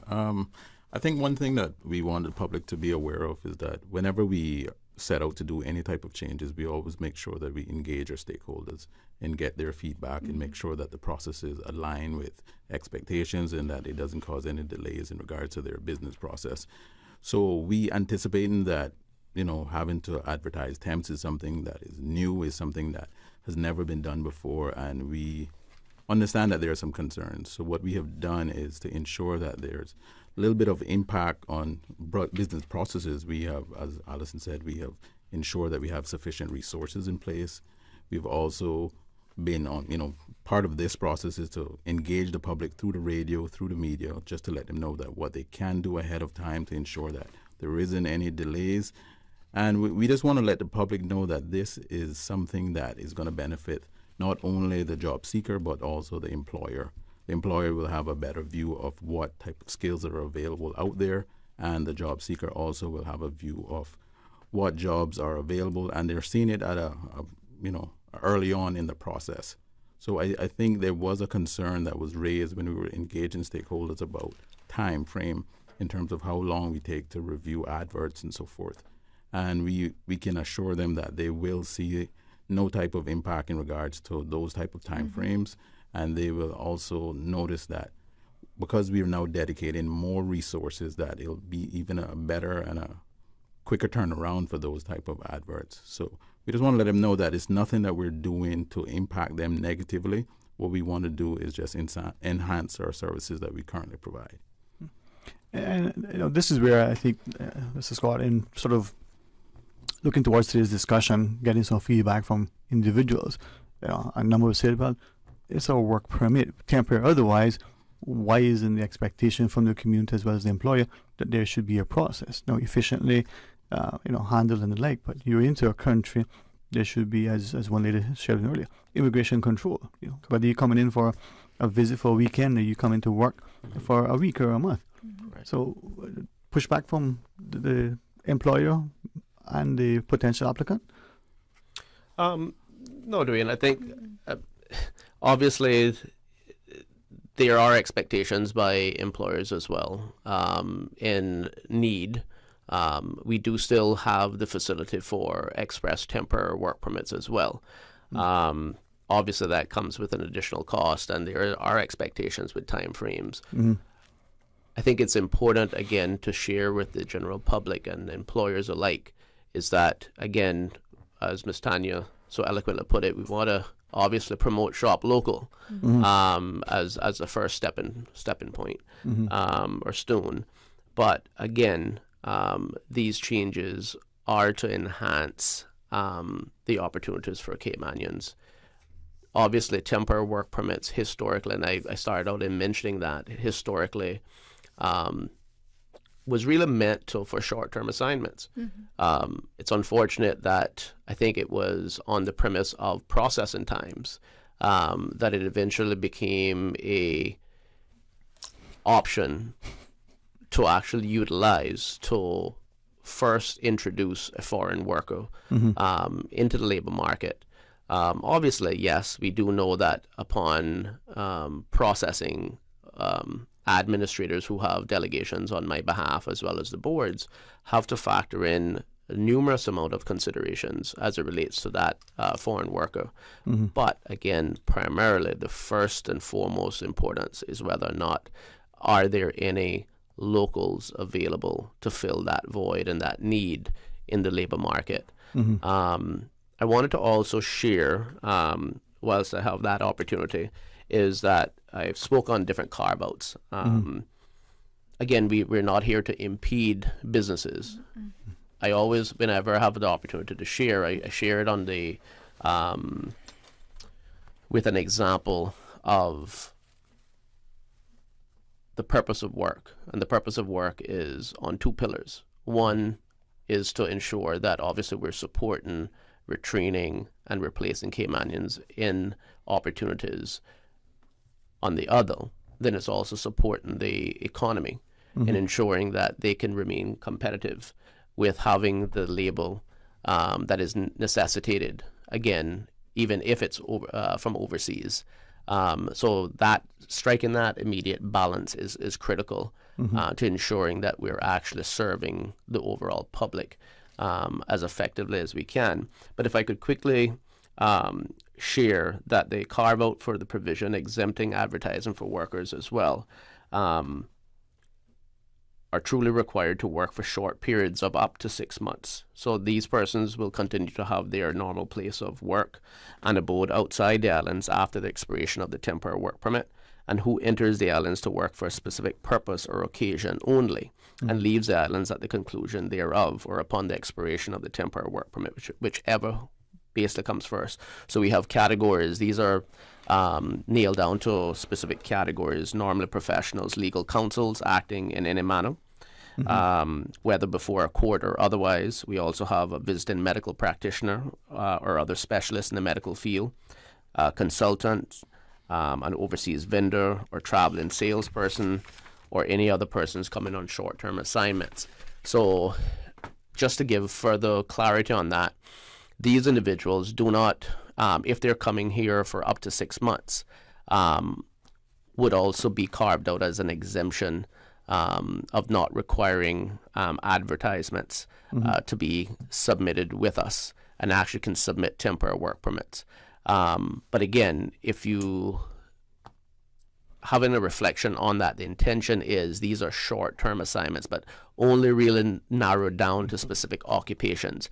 And I believe the intention of that was, again, we understand that there has to be a strict balance of ensuring that the economy continues to thrive, and that the need for foreign labor and specialists are not impeded in such a process. I think examples, should do much to, help us to understand. But with respect to the express, so an employer who, whatever the reason, what is it they say, Just because you forgot to do something on the other side don't mean they mix it their emergency on my side. But they need this person. They want to express. It's a temporary, maybe 6 months, maybe 3 months. They can still apply for it. And how would that impact the process? So these changes, applying for an express temporary work permit does not negate the mandatory advertising unless they fall into those specific categories that I mentioned that are exempted. Or again, unless they actually are successful in a waiver. And I went through the factors of consideration in order to grant a waiver, which is very intentional and very specific to consider, ensuring that we're, myself as well as the boards, are protective of Caymanian that are in the job market as well. And then if I may then ask, when you were referencing earlier, one of our listeners asked the question in respect to oversteers and the like. How does, if at all, does this play into our discussion, whether they were on work permit, temporary or otherwise? Okay, so that may be a loaded question there, but I'll just first identify that overstayers or issues with overstayers would be with our colleagues at Customs and Border Control. But we do obviously share the same database and are well informed as to whether or not an individual whose application is being filed may have some concerns as to their legality in the country. So those factors are in fact considered because they become a public interest matter. So the decision makers or the authorities who have overview of those applications have full sight of their legal status. Okay. And then if I may ask, then, given that you've made the portal that much more accessible, you no longer need to register, like if someone came on and looks at it and go, hey, this job is interesting, I want to apply. Two things. One, how do they apply? And then, well, secondly, after the application process, we'll ask about it. But what's the process like for applying? Okay, I'm not sure if Mr. Roberts will aid me in answering very clearly in that process. Yeah, I think one thing is that, and this is what the acting director was speaking to, is that we've made the portal in a way in which Caymanians can see what is available out there. If they do want to apply through the portal, then they have to go through the process of registering with us, and that allows them the access to apply, which is not a difficult process, and it's something that we encourage because not only by registering you are able to apply for these available jobs, but you're also able to access the various services, which my colleague here will speak to, that you may see a job that you're interested in, and there may be certain skills that you need to develop in order to be successful at it. If you're not registered through the portal, then my colleagues here won't have view of what your shortcomings are or what assistance you need in order to ensure that you get the support. So I always say that work is a full service type of operation, in that we're not simply just allowing you to see jobs but not providing the support in regards to you being successful at it. So yes, you can, and in short, yes, you can see the jobs and then you can take the initiative on your own.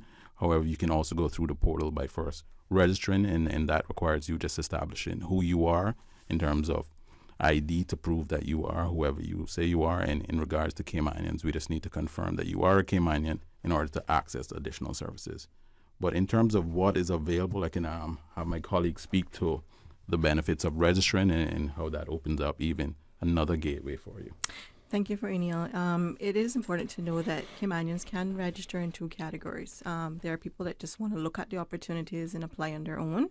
And even in doing so, it's important for them to know that any Caymanian applying through the portal will come before the view of the board if that job is a work permit opportunity. For Caymanians that do want to have that assistance of the Employment Services Unit, they simply say that they want access to full services, and then their profile will come over to Employment Services. Now, we are able to extend any number of services from, just having a conversation about your resume, whether you have a resume, whether you need it reworked, whether you want to tailor it for a particular opportunity. We can assist you with preparing for interviews, mock interviews, that sort of thing. Generally, career counseling discussions. There are people that actually want to, further education. There may be something that work is already offering. Work supplies all sorts of opportunities. Beside the in-house training, like the Ready to Work, they also have the Passport to Success program. We also have any number of internships and apprenticeships that we link with private sector partners. So it's important to know that, it's more than just applying for a job. Some people might have a long-term goal. Some people might say, I want this job right now. Am I ready? And we can say, looks like you're ready. Let's try for it. That sort of thing. But in terms of any job that comes through that portal, we have the opportunity to match that particular need from the employer to someone who closely or exactly matches those opportunities. And when we do that, that's coming before the board. So the board is better informed as to, to make a decision. The employer may, just out of the blue, did not realize, hey, I could have found that skill locally. I just always had to, or was just simply not aware, that there is someone walking around exactly what I need. So I am saying today to the Caymanians out there listening, who will eventually be following this sort of discussion, register. If you're just merely exploring, there's nothing wrong with you registering. If you're thinking about making a move, maybe you actually just want to enhance your opportunities right within your own organization, beside the temperament process, register. And, you can sit down at home, you can look at the jobs yourself, you can ask for employment services to assist you. Okay. So I just want to let them know that. All right, let's take our final break of our segment and then come back and continue the discussion. Please stay tuned. Busy, busy, busy. Feel like there's not just enough hours in the day. Savannah Pharmacy, service to make your life easier. Now you can WhatsApp your prescription order to 929-5045. And pickup is just around the corner with everything your family needs and convenient opening hours including Sundays and holidays. WhatsApp your prescription order to 929-5045. Savannah Pharmacy, wholesome values with modern conveniences. The best foundation you can wear is glowing, healthy skin. The offices of dermatologist Dr. Wayne Porter specialize in enhancing your skin's well-being. Whether you're seeking advanced skincare, including any skin cancers, Botox, filler, cosmetic skin enhancements, or simply looking to reduce wrinkles, Dr. Porter offers a full-service dermatology and dermatological surgery practice. For more information, email drporterkman@gmail.com or call 946-9020. That is 946-9020.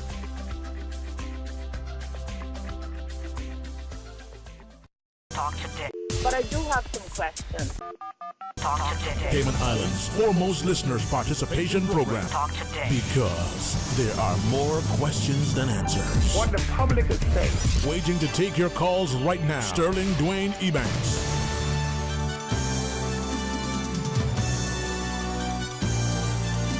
Hey, good afternoon, and thank you very much for joining us. And Mr. Jeremy Scott and his team will be here until 2 p.m. Unlike me, they need to get back to work. I am at work. As we talk about temporary work permits, the Acting Interim Director, Jeremy Scott, with Ms. Alison Livegood, Dwayne Ebanks, and Mr. O'Neill Roberts. Thanks very much for joining us. Is there a call, sir? Well, good folks. Fasten your seatbelts. Right. Hey, good afternoon, welcome. Thanks for calling. Good afternoon. Afternoon, sir. How are you? Good afternoon, Sterling Dwayne. Mario Ebanks here. How you doing? Oh, man, listen, I am healthy and truly highly favored, man. Thank God. Excellent. And good afternoon to your guests as well. I really appreciate all their fine work. I know you have a big job, and I think you probably made your job even bigger now with the advertising requirements for the temporary permits. But I'm not sure exactly what the impetus is or what the mischief you're trying to address by that. But I know I got an idea what one of the areas that you're trying to address anyway. But, I think on the part of small employers, I think small employers or all employers would prefer to apply for long-term permits. But many of them, I believe, do it because it takes a long time and so they need to have labor. And I know you mentioned that you're trying to address the issue with processing, but I think if you could comment on that at some point about what you're doing to address the systemic delays with permits, it would be useful. And I know that one of the panelists mentioned a while ago as well that you were looking at trying to address the approval of posting or advertising on your site, because I think that's another area that employers, especially small employers, have had some some frustration with it takes a long time to get the ads approved and activated on the Jobs Came On portal. But what I really called about actually was about the job seekers' ability to see the jobs on your portal. I think it's a good move because for a long time the job seekers had to be registered and provide all kind of information to be registered, as far as I can understand, from people who've tried. So when I heard about the improvement where job seekers could go on to the site, I wanted to call in to ask you, first of all, if you could, provide some guidance, maybe on a regular basis, about how that is done. I hear your ads on Radio Came On about, people applying, on your jobs portal for the job, but also how it's done. Because I had someone told me over the weekend that, because somebody came to me last week and said that they were trying to get on and they wanted to, they were trying to apply for jobs and couldn't get jobs, etc. And I said, but look, go on the Jobs Came On portal, and I gave them the address that was on the website and stuff. I said, go on there, and you can now get the job information without having to register, because that was the issue that they had before, apparently. So they went on, and they told me over the weekend that they went onto the site, and it still says that you have to register. And it said, they kept trying, it said page not available. It said another page said site was expired, and then the page froze up. So I'm not sure if that's just teething issues or whether it's overloaded already with traffic, but traffic meaning, people visiting and trying to see jobs. Right. Like I say, I think it's a good move. Having the jobs advertised previously in the newspapers was good because people pick up the newspapers and they see the jobs. But now we're moving into an age of electronic media, and people have to migrate to that. But I wanted to just mention that to you, whether you could provide some further details to individuals as to how they can register and what the steps are to get on that site. One of you mentioned a while ago, you just go on and put in a general search, and all the jobs pop up. But can you actually apply there? And the other question is, a lot of these larger employers now, especially in the financial industry, they have their own online job portals. So when you apply on the work portal, does it automatically transfer you to the employer's portal, or you have to also apply on the employer's portal as well? Because the reason I ask that question is that I understand from good sources that some employers, even if Caymanians apply on their job sites, on their online portals, they still go to immigration board or business staffing plan board, and they say in their applications for permits, no Caymanians applied, and there's no way of actually verifying that and enforcing the law. And so they may get their permits approved on the basis of essentially a lie, or essentially a figment of this new phenomenon called artificial intelligence, AI, where computers are now operating recruitment portals and not persons, and they are looking at an individual or market discounting them, and the result is that no suitable applicants. And so immigration is told that there's no basis of verifying it, and so the permit is approved or renewed on the basis of artificial intelligence or a lie. And that's happening by some employers, and also some of the temporary agencies are doing that as well. So I just want you to note those points, please, and see if you can do some kind of TikTok or video or something, thing to help people understand how to do the online job searches and apply online. But also, please address some of these loopholes that are causing Caymanian applicants to be disenfranchised in the workplace through electronic media. I'll leave it there in case you want to discuss it or you have any questions. I can see you doing the TikTok for him. I nominate you to do the video. Well, somebody got to do it. Thanks, man. Take care, guys. Thank you very much. Thank you. All right, Mr. Scott. Sure. TikTok, huh? Yeah. No. Very valid points by Mr. Ebanks. I think if I could start by addressing the change in relation to being able to go on the website. I think it's to clarify to the public that the change is actually on the website itself, not on the portal. So by accessing wrc.ky, you have on the far top right, if I could visually, in the back of my mind, view the website, it has the Jobs Command portal, as well as it has job search. The job search is where they have to go, and it actually then opens up a search criteria bar where, like I said, they can either do an advanced search if they had no occupation, if they're interested in a specific occupation. They can put those in and press search, or they can just not enter anything at all and just press search, and they have the ability to basically go through over 1,000 and odd at any given time jobs that are they are visible, identical to what they would have seen in the newspaper, and actually probably a little bit more in details.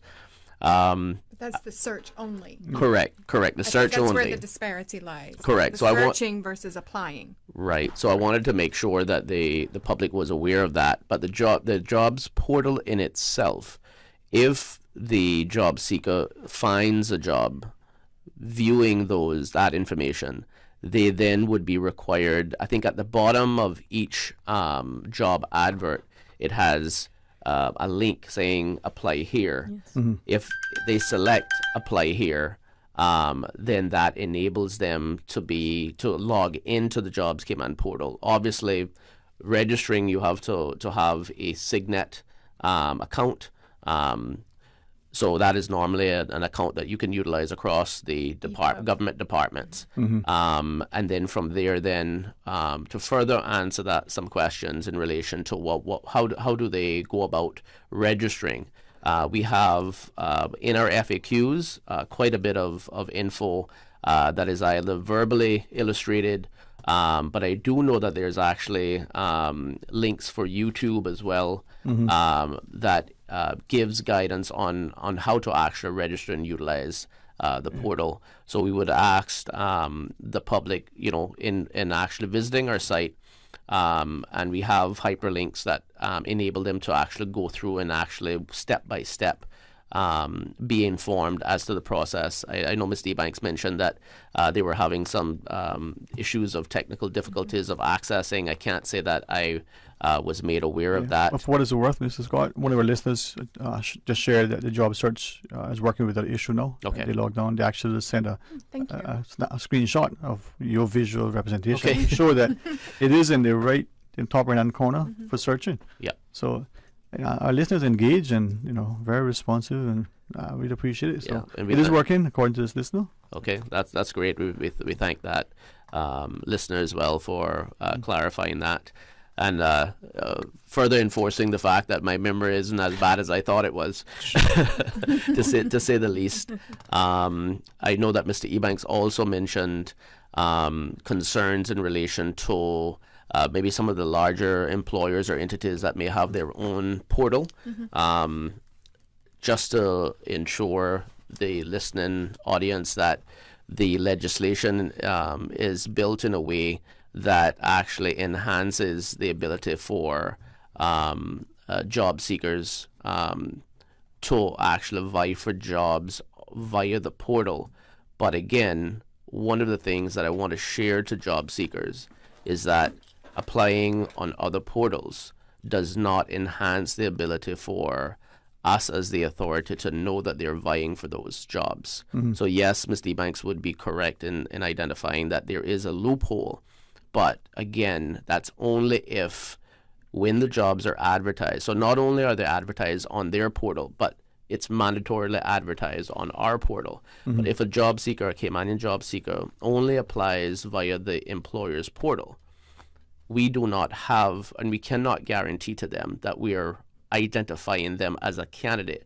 So if there are mischiefs that are happening out there, where the Caymanian job seeker is not being revealed to us through applications, one I will share with the public is that they have the opportunity as well, and that job seeker as well, to inform us. And I would like to share, we have a work complaints at gov.ky, which is WORKCOMPLAINTS at gov.ky. That's a central email that our complaint section actually utilizes to manage and investigate matters of such, that they can actually submit, or they can go onto our website under complaints and actually access an online form that enables them to fill it out live on the website and actually submit via that platform. Mm-hmm. So they have that opportunity as well. Mm.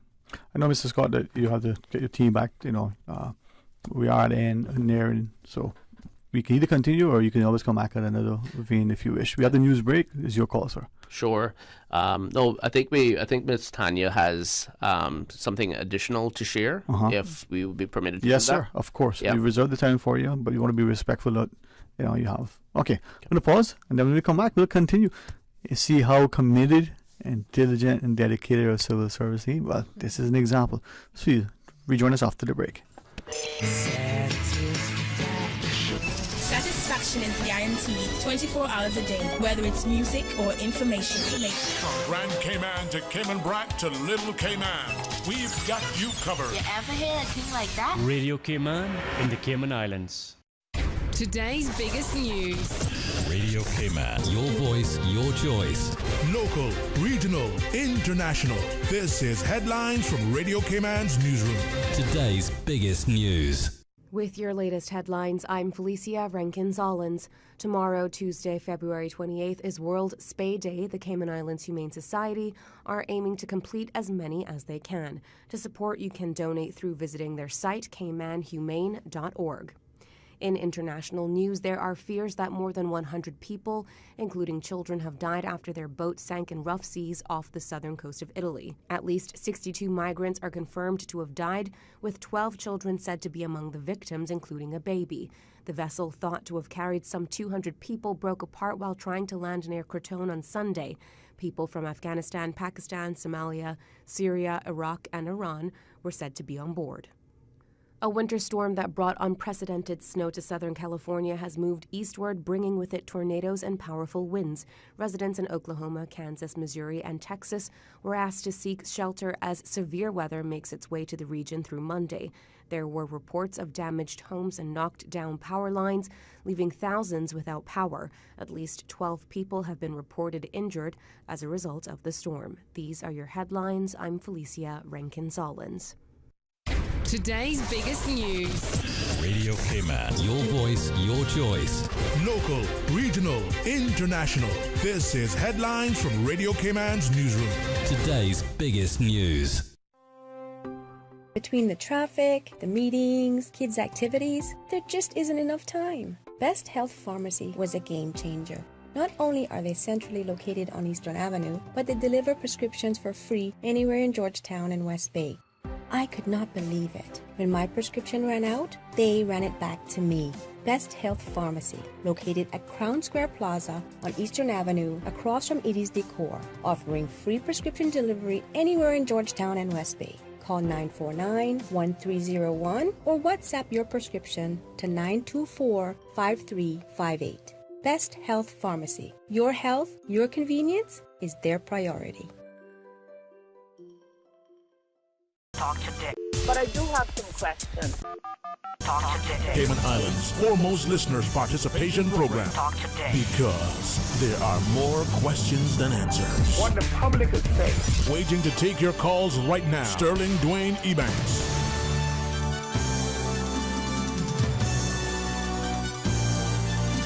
Hey, good afternoon. Welcome back, and thanks for joining us. And thanks too to Mr.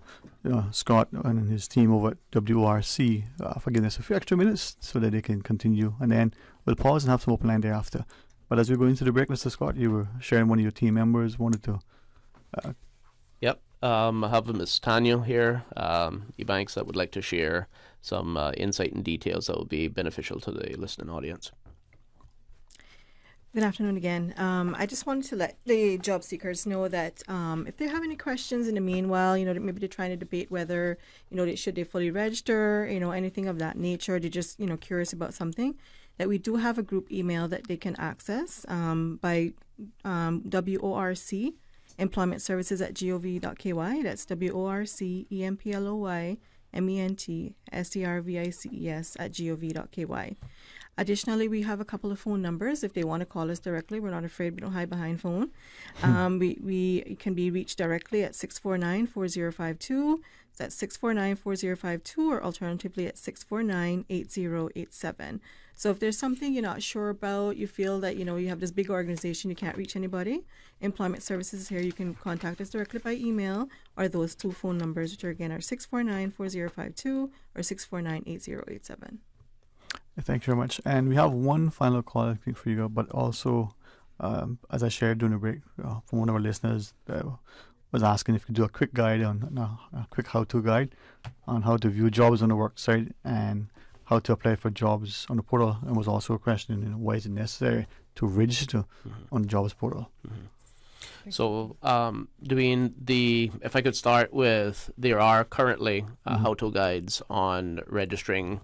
Normally there's a starting point for even employers, you have to register. Everybody has to register as a person, straight to registering as a job seeker or registering as an employer.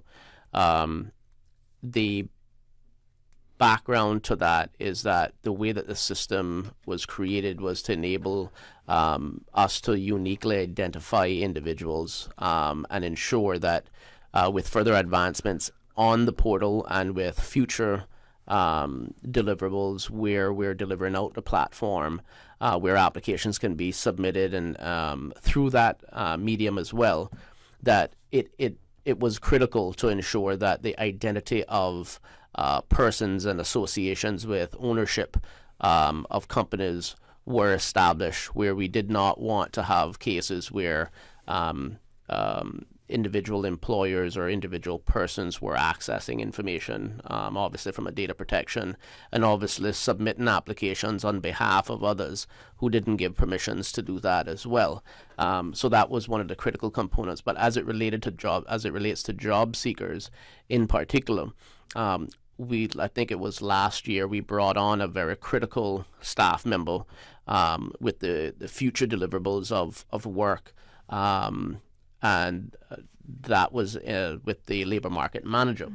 Labor market manager has done some amazing work with us and with stakeholders in providing labor market assessments and analysis as to who are the job seekers, what are the jobs in the market, where we're moving further with actually implementing industry partner analysts as well in the immediate future. And obviously the entire drive is to make changes based on statistics and the information that we know, not what we believe. And that's a critical move of being informed and then making those decisions, whether from policy or legislation, and being able to support Caymanians, as well as to enhance some of the mechanisms that we currently have in play as it relates to statute. So those are some of the answers that I would have as to why that becomes necessary. But we will take that on board in relation to having, or maybe even making it more simplified and easier to provide videos on how to, instead of maybe just having it verbally or having it in text format. I know that, for our younger listeners as well, it may actually be a little bit easier to understand. And even for me, sometimes visually, it's actually a little bit more appealing and easier to understand than kind of to read through and try to make sense of something.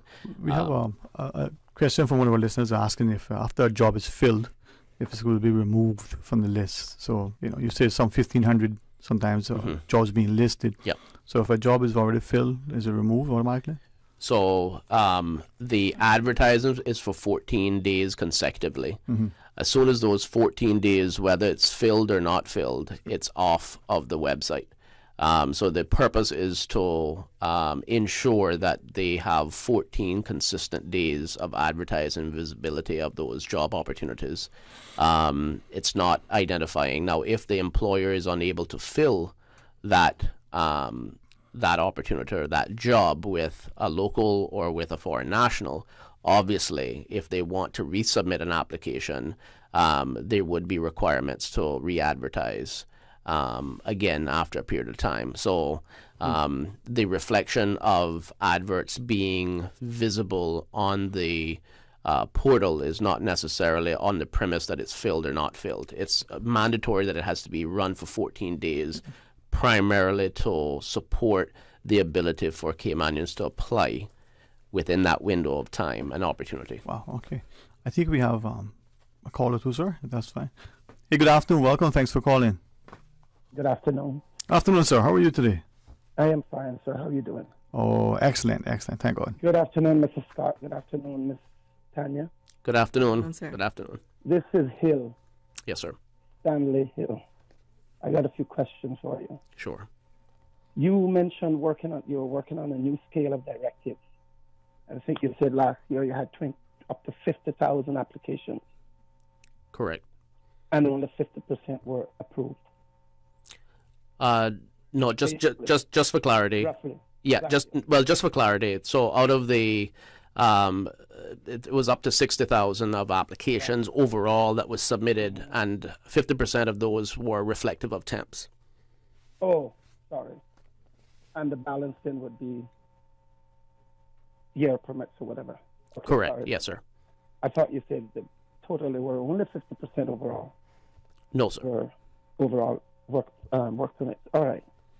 What is your objective for the English language test? Mm-hmm. So what are you trying to accomplish there? What are you trying to achieve? Okay. And what is the merit? Is there any merit to that? Because let me just finish with that before you answer the question. I'll let you answer first. Go ahead. Sure. Thank you for the question, Mr. Hill.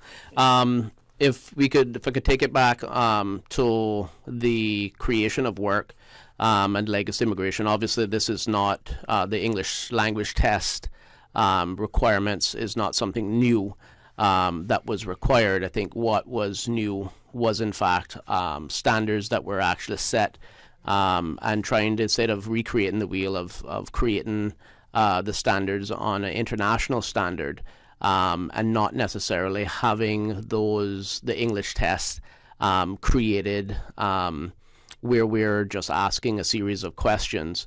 There's quite a bit of history. In particular, we were very concerned, or not just concerned, but there was clear evidence that we did have the administration of the English test historically by legacy immigration was not yielding and had certain flaws in relation to the administration of it. One would recall that there were cases that also resulted from the English language test.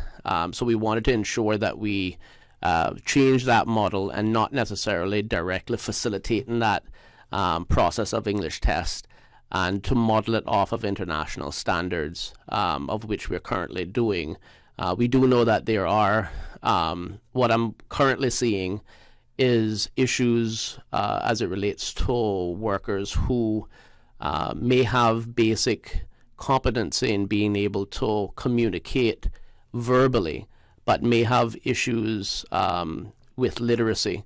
And where we do find those issues and they're unable to pass the reading and listening element components in its entirety, we have internal measures that accommodate such instances where I've even had multiple times of conversations with employers and workers, and they can communicate fairly clearly, but are unable to satisfy both components of the current standards that we have set, but we are able to accommodate them as well. So the entire objective was to ensure that what we were facing before were the community reaching out to us saying, how is it possible that worker A is able to work in such a capacity and does not have basic levels of competency to be able to communicate.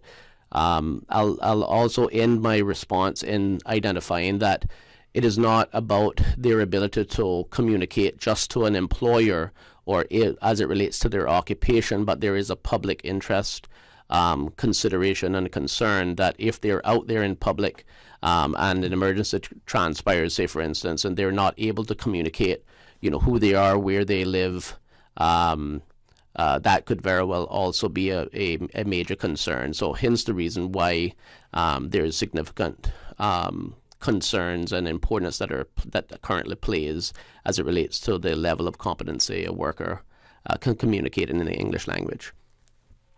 Thank you very much, sir. That was a long explanation, but I don't see it clearly that way because I lost two of my workers because they had to go in front of what Mr. Ebanks spoke of earlier, artificial intelligence. And because of their accent and couldn't understand the English, whatever it was on that computer, they couldn't understand. I mean, they did a great writing test, but they couldn't get around to the listening from that machine. Mm-hmm. Now, I don't know why you're all using this, but I think, and you did say that you can communicate. They are Spanish-speaking people. I can stick with the Spanish, because that's the area that mostly the small construction companies rely on, people from those hemisphere areas. And I had two that can speak better English than I can and communicate better than I can, but they get a little timid when they're in front of a computer. Mm-hmm. Some of them never seen a computer before. And they were a little timid and they couldn't understand what the words were saying, so they failed. I tried 5 times and they failed. But anyway, yes, sir. There's nothing the public can do about that. You all make your policies, and we have to live by them. Yes, sir. Another question: job seekers. Are you guys compiling a list of job seekers and their qualifications and their resumes? Because what I see here, I don't know. I think now you're going to put them on work on the platform, but if they really need a job, they should be the one registering with you guys, and you all have a list or archive of them. So when the employers want somebody, they can call you up or email you, say, hey, do you have a carpenter or a mason? And I have done that for the last 10, 15 years, and I have not found one on your platform, on your advertisement on work. Well, it wasn't work before, but there are none. We cannot find anybody here.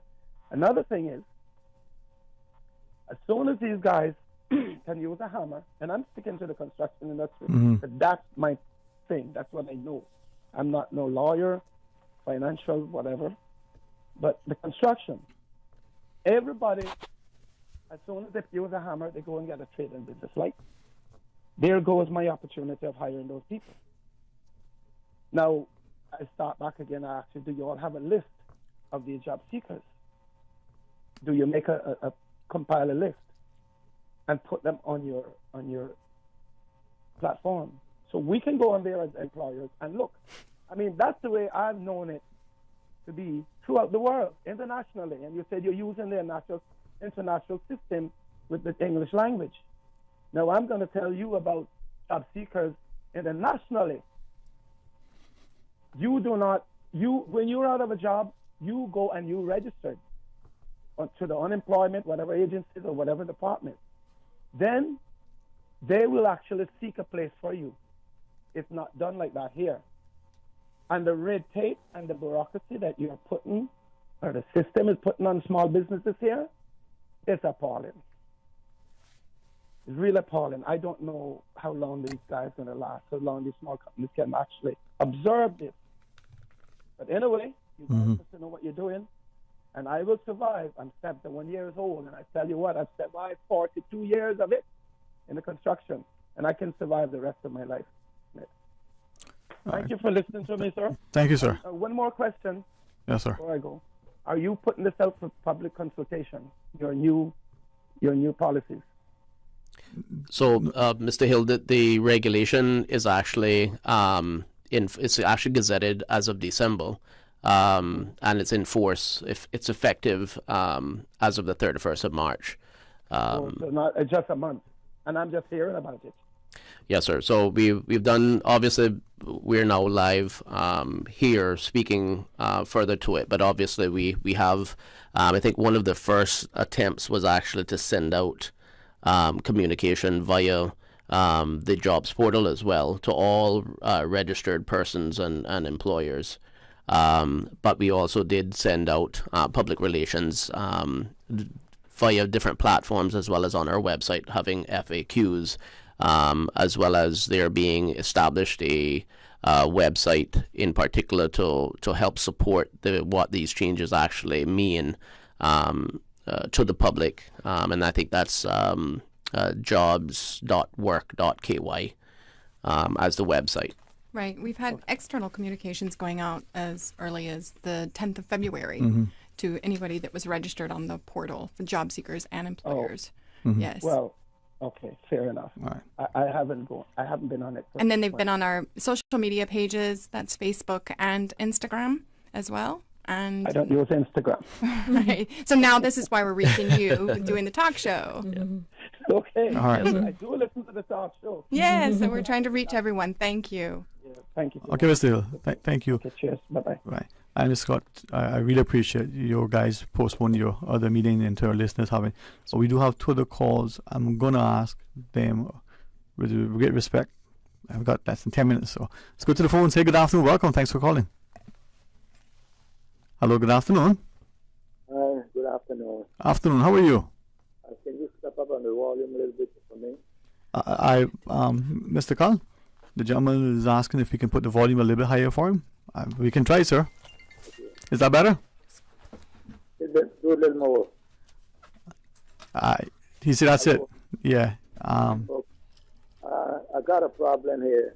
Yes, sir. I got a person permit. I was talking to a lady and she died on the 8th of January. And it's a Filipino permit. And she had a 2-year. She was doing a 2-year permit.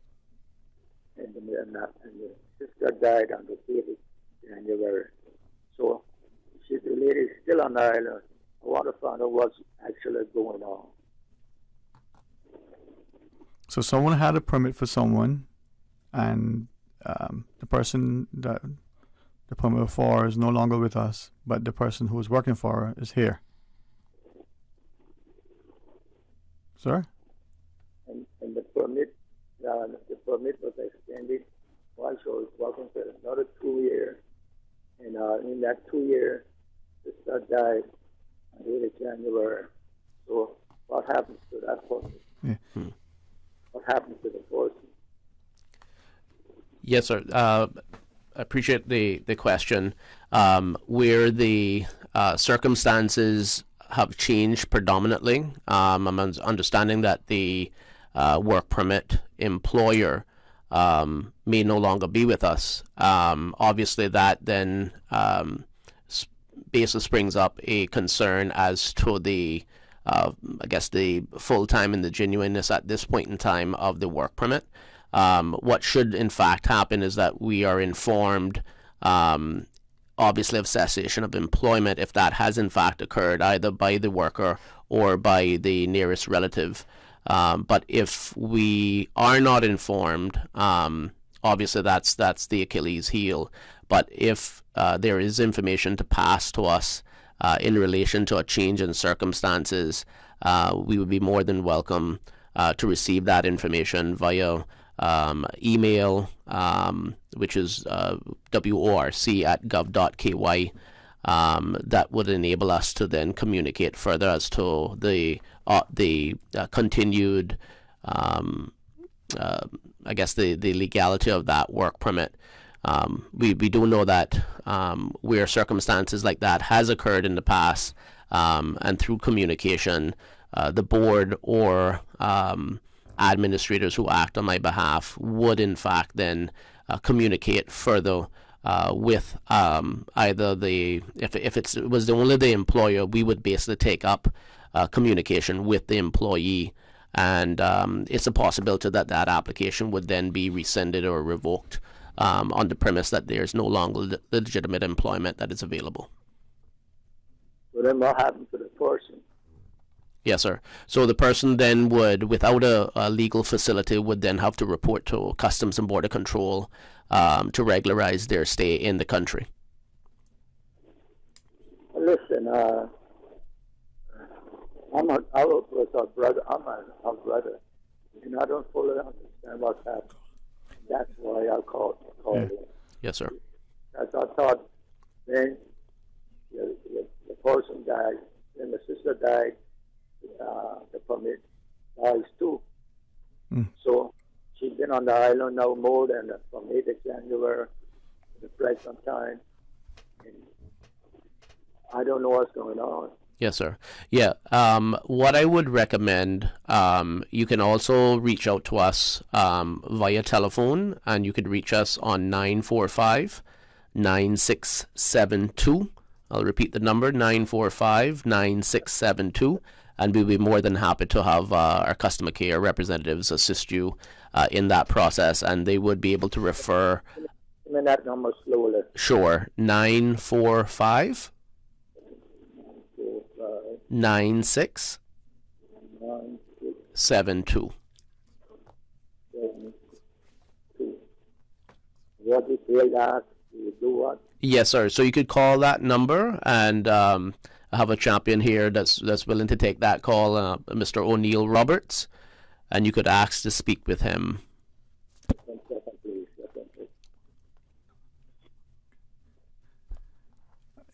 And maybe before you disconnect, sir, just to make it easier, I'll ask our team here to take your number, yes, sir, just in case. So don't hang up, sir. We'll take your number. So please stay on the line, and we'll have your number passed along to Mr. O'Neill as well. All right. Maybe one more call, perhaps, Mr. Carl. Good afternoon. Welcome. Thanks for calling. Mr. Sterling, good afternoon. Good afternoon, sir. How are you? Rough and regal like sandpaper. It could be worse, depending on what you're using it for. Sure. Yeah. Good afternoon to your panel there. Good afternoon. Mr. Hill, he must been, I don't know, but he asked most of the questions that I was going to ask. I guess he has the same concern as I do, but just a little clarity in a few things, sir and madam, is that if Mr. Sterling is taking a permit for me, do I have to pay Mr. Sterling for that permit, like $800 or $1,000 CI money?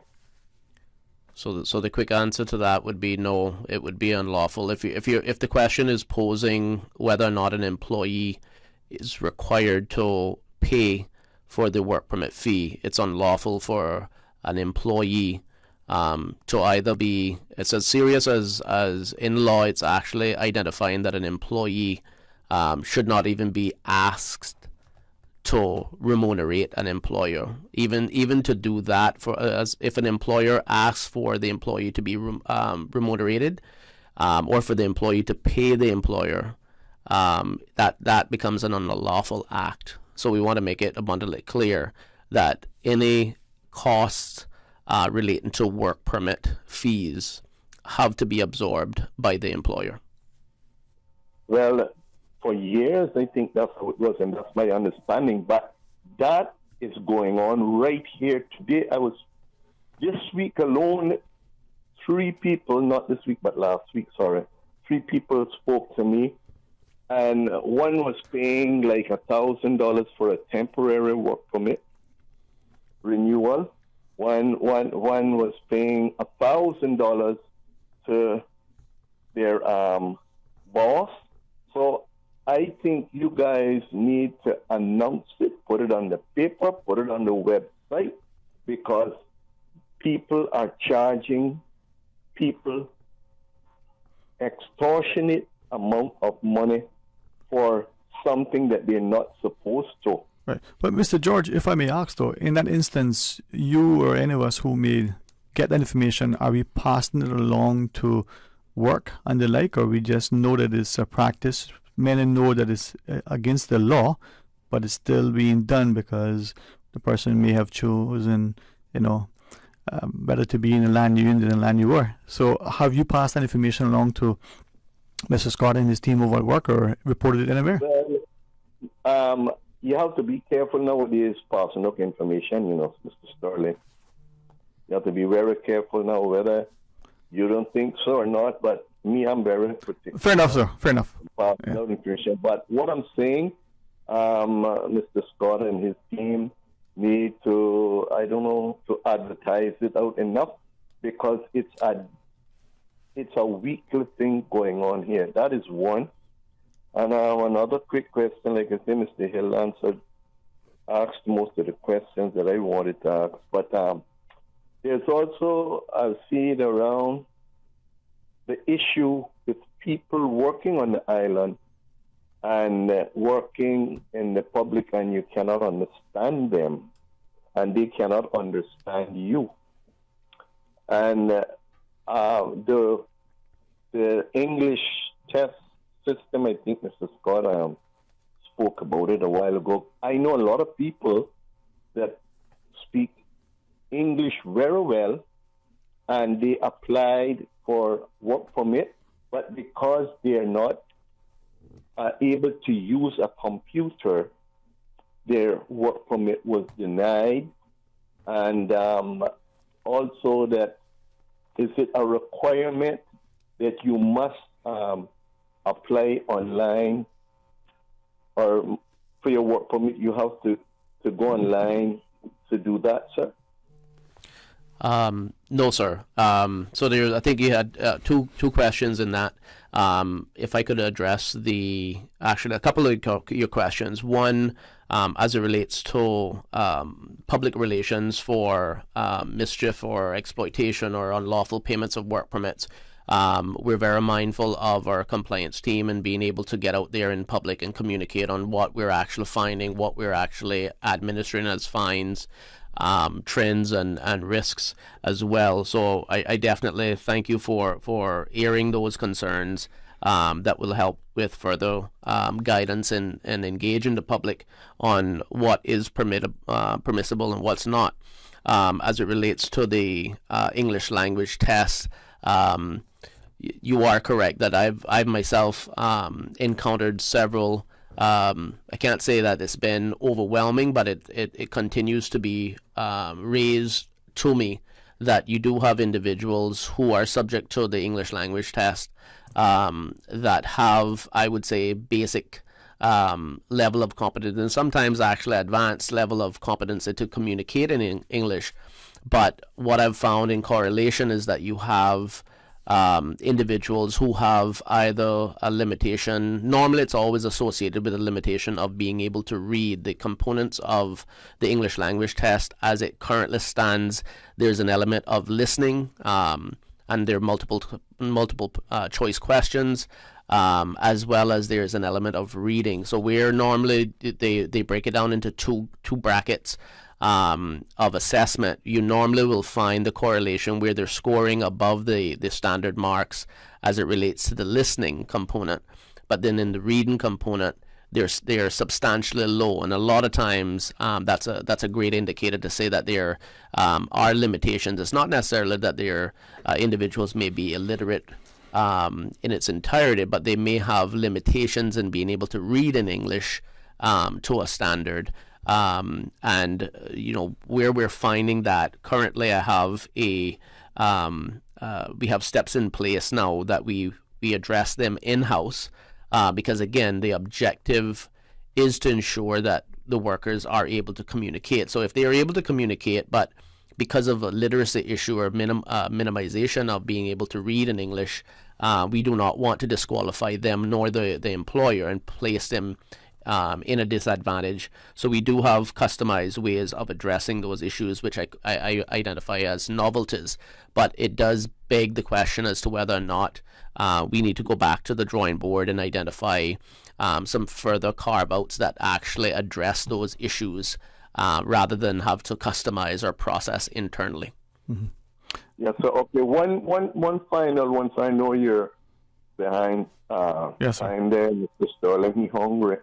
No, sir, I'm just trying to be mindful. Okay, for instance, the people in the B Islands of Honduras, 75 to 80% of them are descendants from here, Cayman.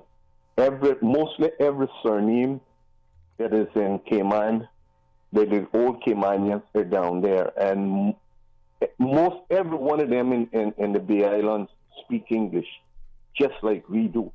And I've been speaking to a lot of them that have applied, and they said because they don't know anything about computers, they said, I'm in construction, or I'm a fisherman, or they don't know anything about computers. And like you said, sir, maybe you need to have your team go back to the drawing board and fine-tune these areas, because the people can speak English quite fluently, and they can read and write as well, but they have the problem with the computer. So I don't know if you would have to divide that group of people, not only the Bay Islands, but we have other people from other islands that English is not their first language, but they speak English just like we do. So I was just wondering what would be the solution for that. Yes, sir.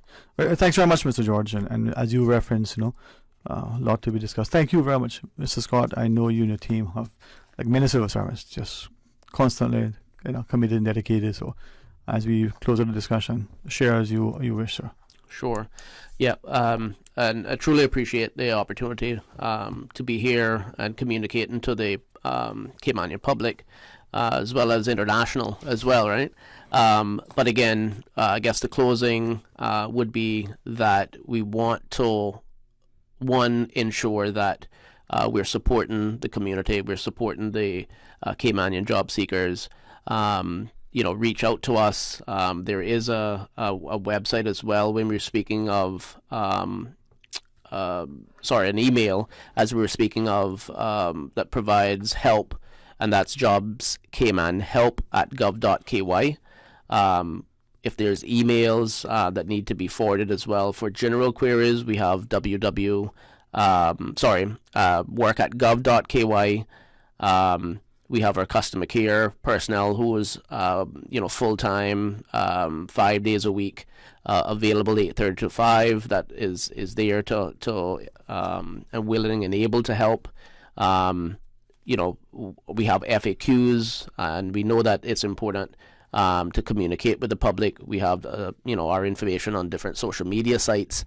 And we would just ask and promote to the public to engage us through those mediums and through those channels that would enable us to further communicate and drive the changes and have less impact that are adversely affecting the public at large.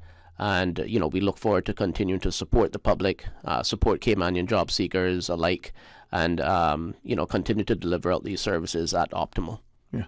Thanks very, very much. And I know that as you shared with me, with our listeners, you'll be on again this time next Monday. Correct. With Mr. Art for the record. So team is out there trying to ensure that the public has as much information and access as possible. So Scott, to you, Ms. Tanya, Mr. Roberts, and of course Ms. Allison, thank you all for coming on board.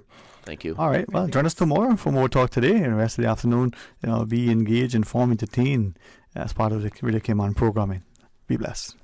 Talk Today is brought to you by Subway, open 24 hours in Countryside, Anderson Square in Georgetown, and Centennial Towers in West Bay. And by the Ministry of District Administration, Tourism and Transport. Explore your history, explore your land, explore your sister islands. MedLab in Smith Road Plaza, your complete medical laboratory solution. Call 949-7331. And Savannah Pharmacy in Countryside Shopping Village, convenient opening hours including Sundays and